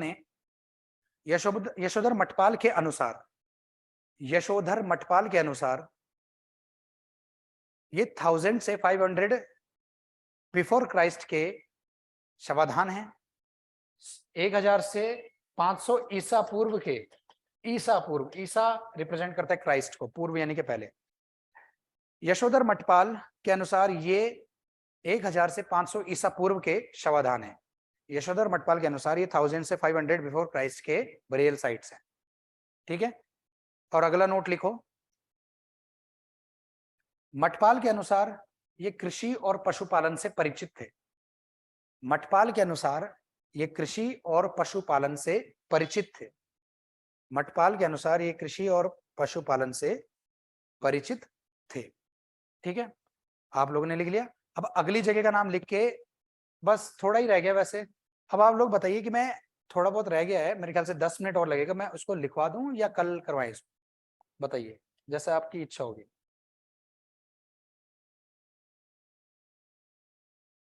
सर करवा दीजिए। ठीक है, बेटर है, कल नया टॉपिक चलेगा फ्रेश। सानड़ा बसेड़ी, जल्दी से आप लोग हेडिंग डालिए, सानड़ा बसेड़ी। ये भी जो पड़ता है ये अल्मोड़ा में पड़ती है जगह, गांव के नाम है ये। इन एरिया के बीच में, इन एरिया के आसपास में हमको मिल रही है साइट्स, इसलिए आ रहा है ये नाम ऐसे। सानड़ा और बसेड़ी ये दो गांव हैं, ऐसे ही नौला जैनल गांव है अल्मोड़ा में। तो सानड़ा और बसेड़ी ये कहाँ है? अल्मोड़ा में। यहाँ से क्या मिल रहा है? यहाँ से दो टाइप के हमको बरियल साइट मिले, मतलब दो टाइप से इंसान को दफनाने का प्रमाण मिला हमें। दो टाइप, दो तरीके से दफनाए जाने का। जैसे मलारी में मिला औंधे मुंह लिटा करके, यहाँ पे मिला हमें दो टाइप से। एक तो मिला हमको बड़े खतरनाक खतरनाक नाम आने वाले हैं, और इंग्लिश में तो हम इसको बोल देंगे एक चीज, पर अभी देखो हिंदी में देखो, जो हिंदी मीडियम वाले भी हैं इसमें कुछ। एक तो इसको बोलते हैं प्रस्तर पेटिका शवाधान। खतरनाक, तोते उड़ जाते हैं सुन के, ये क्या है प्रस्तर पेटिका, ठीक है। और इसके अलावा इसको जो है सिस्ट, सिस्ट भी बोलते हैं, इसी को बोलते हैं। चलो पहले आप हेडिंग डालो, पहले आप लिखो यहां से दो प्रकार के शवाधान प्राप्त हुए हैं। लिखो पहले आप, यहां से दो प्रकार के शवाधान प्राप्त हुए हैं।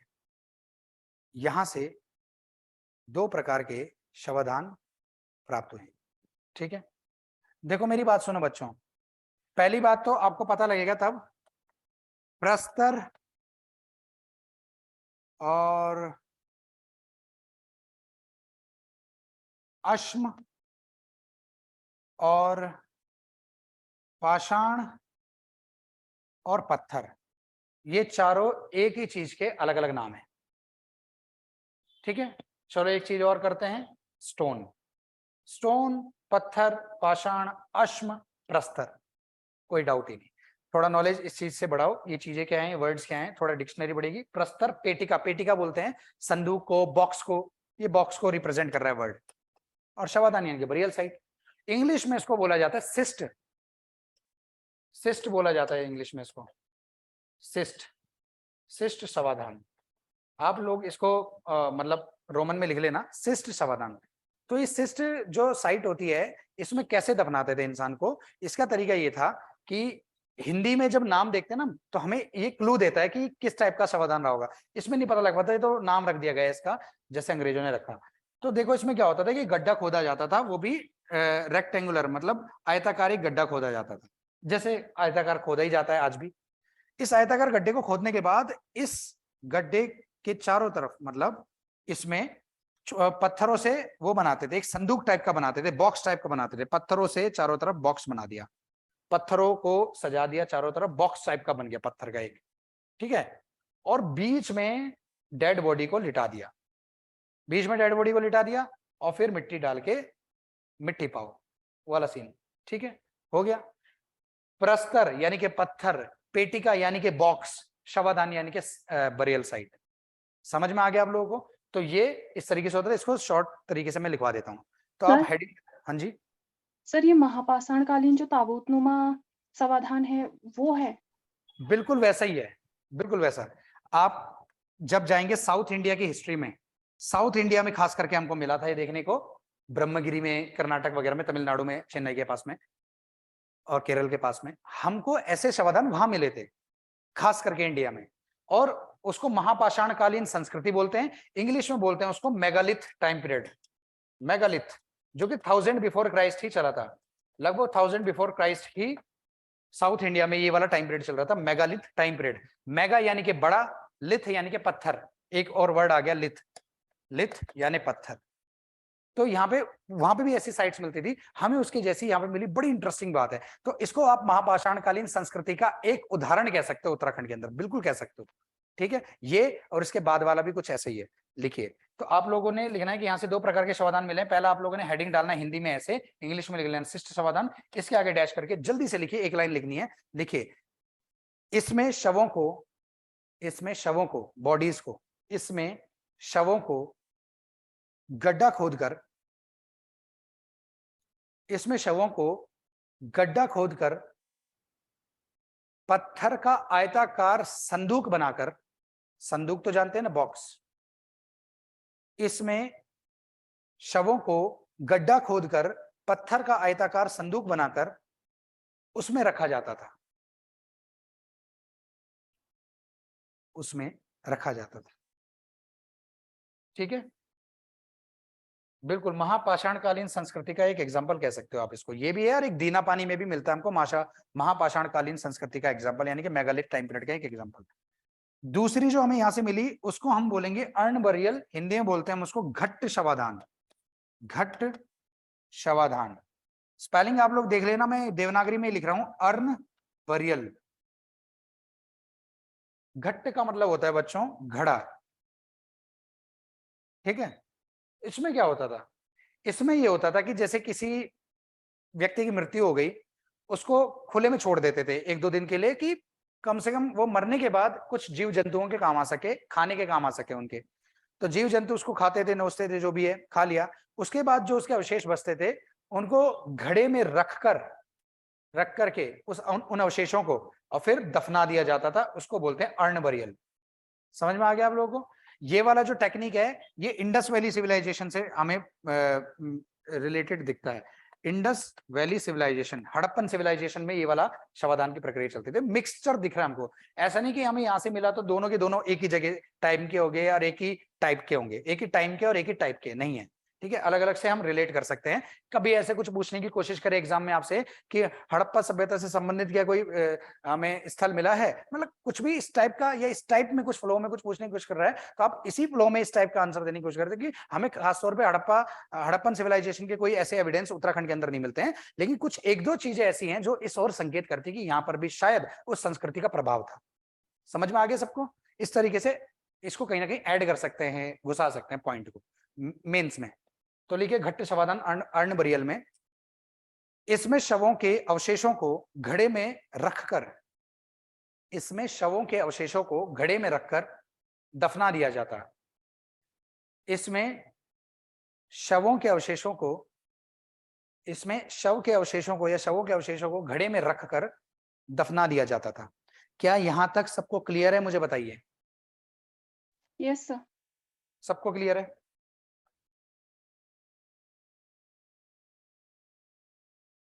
Yes sir. दीना पानी, अगली जगह का नाम लिखिए दीना पानी, ये भी अल्मोड़ा में। दीना पानी अल्मोड़ा। बस अब एंड है, टॉपिक का एंड हो गया है, क्लास का भी और टॉपिक का भी एंड हो रहा है, ठीक है। प्रोटो हिस्टोरिक पीरियड खत्म। इसको मिला के पढ़ के देखना घर में, समझना इसको, ठीक है। इतनी डिटेल से आपको किसी एक बुक में या किसी एक जगह पे नहीं मिलेगा, तो एक आध पॉइंट इधर उधर से मिलता है, कंफ्यूज हो रहे तो पूछ लेना, वैसे ज्यादा इधर उधर ताका जाके मत करना, कंफ्यूज हो जाओगे। देखो यहां से जो हमें यहाँ पे साइट मिली ना, बरियल मिला है हमको यहाँ पे, शवाधान जो मिला है वो हिंदी में तो उसको बोलेंगे एकाश्मक। जैसे हमने बोला था घट्ट शवाधान, प्रस्तर पेटी का शवाधान, ये होगा एकाश्मक शवाधान। इसके अंदर एक वर्ड आ रहा है बच्चों, अभी अभी आपको बताया था, अश्म, ठीक है। तो एक का मतलब एक हो गया, अश्म का मतलब पत्थर हो गया, और क का मतलब हो गया, हिंदी में एक टर्म चलती है, एक टॉपिक आता है जिसका नाम है प्रत्यय, जिसको इंग्लिश में बोलते हैं सफिक्स। ये वर्ड, ये क जो ऐड हो रहा है, ये क ऐड होकर के क्या कर रहा है यहाँ पे, इसका का के की हटा रहा है, बस का के की हटाने के लिए क ऐड हो गया। जैसे समाज, अब मैं बोलूंगा समाज का हर एक व्यक्ति बहुत जिम्मेदार है, या मैं समाज का व्यक्ति है, तो मैं समाज का हटाने के लिए मैं सामाजिक भी बोलता हूँ, उस बोल सकता हूँ उस वर्ड को, इक, मैंने एक सफिक्स लगा दिया। सामाजिक व्यक्ति समझदार होता है या समाज का व्यक्ति समझदार होता है, मैं समाज का बोलूं या सामाजिक बोलूं, ये समाज में एक वर्ड जुड़ा, उसने जो है काकेकी को लुप्त कर दिया, ऐसे यहाँ पे का ने लुप्त किया। तो एकाश्मक का मतलब होता है एक पत्थर का, ये इसका मीनिंग हो गया, एक पत्थर का शवाधान, एक पत्थर का शवाधान। और ये एक पत्थर कोई छोटा मोटा पत्थर नहीं होता था, बड़ा होता था। एकाश्मक बोलते हैं बड़ी विशाल चट्टान को, बड़ी या विशाल चट्टान को एकाश्मक बोला जाता है। इसका सीधा सीधा मीनिंग ये निकलता है, चट्टान, चट्टान यानी कि रॉक। अब मैं चट्टान बोल रहा हूं, मैंने पत्थर नहीं बोला, पत्थर हो गया छोटा, चट्टान हो गया बड़ा, रॉक। और चट्टानों से टूट करके पत्थर बनते हैं, तो इसलिए अश्म का मतलब पत्थर हो जाता है। अब एकाश्मक का मतलब हो जाता है बड़ी चट्टान, विशाल चट्टान। इसको इंग्लिश में बोला है, या इस साइट का नाम दिया, ऐसी टाइप की चीज को मेनहिर बोला जाता था। इसको आप लोग स्पेलिंग में देख लेना, मेनहिर बोलते हैं इसको। तो यहाँ से हमको मेनहिर मिला, ये भी मेगालिथ संस्कृति का एक एग्जाम्पल है। साउथ में हमको मेगालिथ टाइम पीरियड में हमको ऐसे शवाधान मिलते थे कि दफनाते थे, और दफनाने के बाद एक बड़ा सा चट्टान का टुकड़ा उसके ऊपर रख देते थे, मतलब उस कब्र के ऊपर रख देते थे ऊपर से। जैसे कई बार अंग्रेजों में भी होता है, आप लोग पता है कि पत्थर होता है, उसमें लिखा रहता है कि कब से कब तक था, नाम वगैरह सब, पर यहाँ पे एक थोड़ा बड़ी चट्टान को रखा जाता था, दिखाया जाता था, देखो ये एक बरियल साइट है। तो इसको बोलते थे एकाश्मक शवाधान। नॉर्मल तरीके से दफनाया और एक बड़ी से चट्टान का टुकड़ा यानी कि मेनहिर रख दिया या एकाश्मक रख दिया, ठीक है। लिखिए, एक ही लाइन लिखनी है, यहां से मेनहिर, यहां से मेनहिर की खोज, मेनहिर के ब्रैकेट में एकाश्मक लिख लेना, यहां से मेनहिर की खोज, मेनहिर यहां से मेनहिर, ब्रैकेट में एकाश्मक लिख लेना हिंदी वाले, यहां से मेनहिर की खोज 1992 में यशोधर मठपाल ने की थी। इसकी डिटेल मौजूद है, मैंने आपको डिटेल में बता दी ये बात।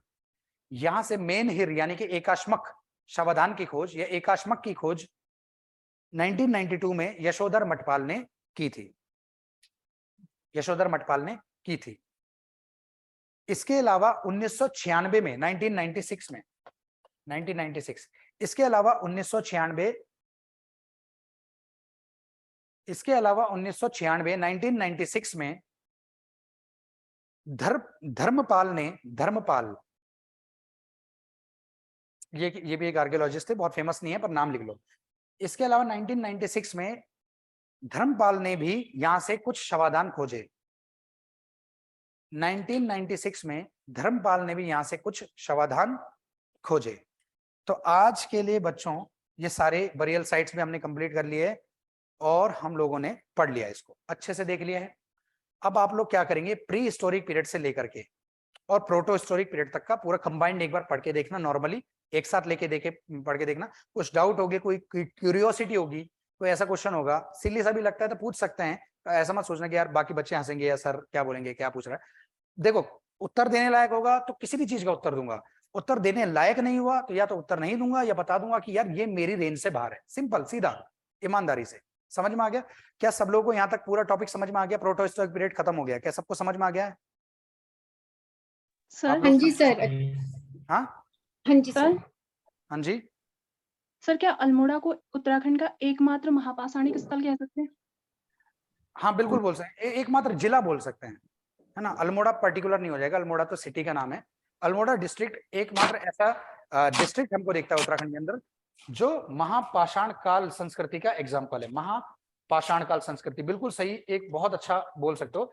यहां तक अभी तक एग्जामिनर की रेंज गई नहीं है, अभी तक उसने ऐसा कुछ खोद के पूछने की कोशिश नहीं की। ये तो मैं आपको बहुत डिटेल में नोट्स बता रहा हूँ, आपके कहीं ना कहीं कुछ ना कुछ लिखने में कहीं काम आएंगी डिटेल्स, लेकिन ये यहाँ तक अभी पहुंचा नहीं। पहुंचेगा तो उस दिन आप लोग उत्तर दोगे, बाकी कोई दे नहीं पाएगा, क्योंकि ये बहुत खोज करके बनाए हुए नोट्स हैं। देखो महापाषाण कालीन स्थल यानी कि मेगालिथ साइट, मेगालिथ पीरियड की साइट है बिल्कुल अल्मोड़ा। एक अल्मोड़ा डिस्ट्रिक्ट और अल्मोड़ा के अंदर भी अगर हम बोले तो सानड़ा गांव हो गया, बसेड़ी गांव हो गया, दीना पानी गांव हो गए।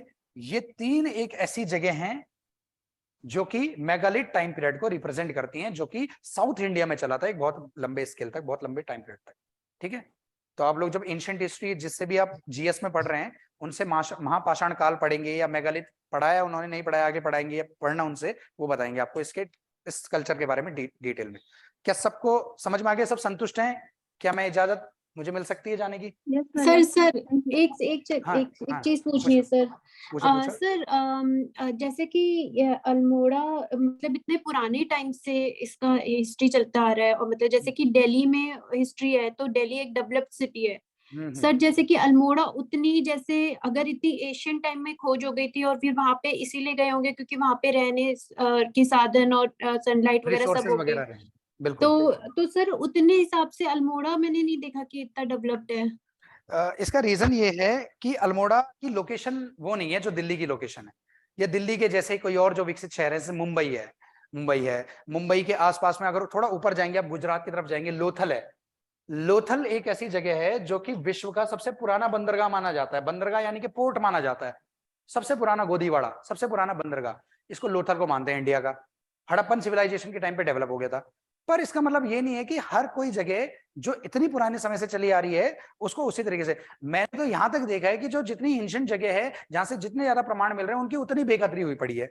ऐसी कई जगह, कोट द्वार में एक जगह पड़ती है जिसका नाम है कनवाश्रम, आज इसका नाम चौकी घाट है। ये कनवाश्रम का हिस्ट्री जानते हैं आप लोग कितना पुराना है? इसको कोई नहीं पूछता, आज कोई नहीं पूछता।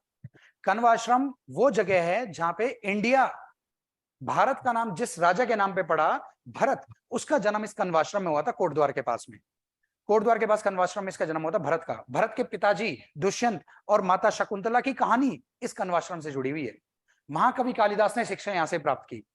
और भी तमाम ऋषि दुर्वासा हो गए, ऋषि वशिष्ठ हो गए, ऋषि जो है ये कौन थे, विश्वामित्र, जिन्होंने गायत्री मंत्र लिखा, इन सब ने यहाँ पे आके तपस्या की थी। ऋषि गौतम ने यहाँ पे तपस्या की थी इस आश्रम में आके। पर एंशंट क्या है, ये तो पौराणिक टाइम से, इतना पुराने टाइम से है, पर इसको आज कोई नहीं पूछता। इसको थोड़ा बहुत अभी रिकंस्ट्रक्ट करवा के थोड़ा ठीक सुधार उधार किया गया है यहाँ पे, नहीं तो यहाँ पे तो कौवे वगैरह ही घूमते रहते थे, वही मतलब जानवरों का अड्डा बना पड़ा था, खराब हाल था। तो ये चीज हम नहीं बोल सकते, ये डिपेंड करता है ये लोगों पे, कल्चर पे, लोग कितना ज्यादा जागरूक हैं अपनी एंशिएंट चीजों को संभाले रखने में। आर्कियोलॉजिकल सर्वे ऑफ इंडिया को भी फंडिंग बहुत ज्यादा नहीं मिल पाती है, इस वजह से भी क्या होता है कि नहीं वो इतना ध्यान रख पाता चीजों का, या चीजें नहीं हो पाती। और ये अल्मोड़ा तो एक ऐसी जगह जो मैं मानता हूँ कि काफी डेवलप जगह है यार, इतनी डेवलप जगह। आप देखिए पूरे उत्तराखंड में सबसे जबरदस्त सेक्स रेशियो यहाँ का है, लिंगानुपात सबसे अच्छा यहाँ का है, अल्मोड़ा का सबसे ज्यादा लिंगानुपात है पूरे उत्तराखंड में। 1000 से ज्यादा, 1100 के लगभग यहाँ पे लड़कियां हैं पर 1000 लड़कों के ऊपर। तो ये एक बहुत ही डेवलप जगह है अपनी जगह के हिसाब से, लोकेशन है, महत्व है, तो वो दिल्ली जैसा नहीं हो सकता। दिल्ली एक अलग जगह रही है, उसकी हिस्ट्री एक बहुत अलग बड़ी लेवल की रही है, हम कंपेयर भी नहीं कर सकते। ठीक है, थोड़ा बहुत कुछ क्लियर हुआ? हाँ जी sir. Okay, thank you so much, आज के लिए धन्यवाद, आप लोगों ने इतना समय दिया। कल मिलते हैं आपको नए टॉपिक के साथ, उत्तराखंड की प्राचीन जातियां। ठीक है, ओके, बाय सर। बाय।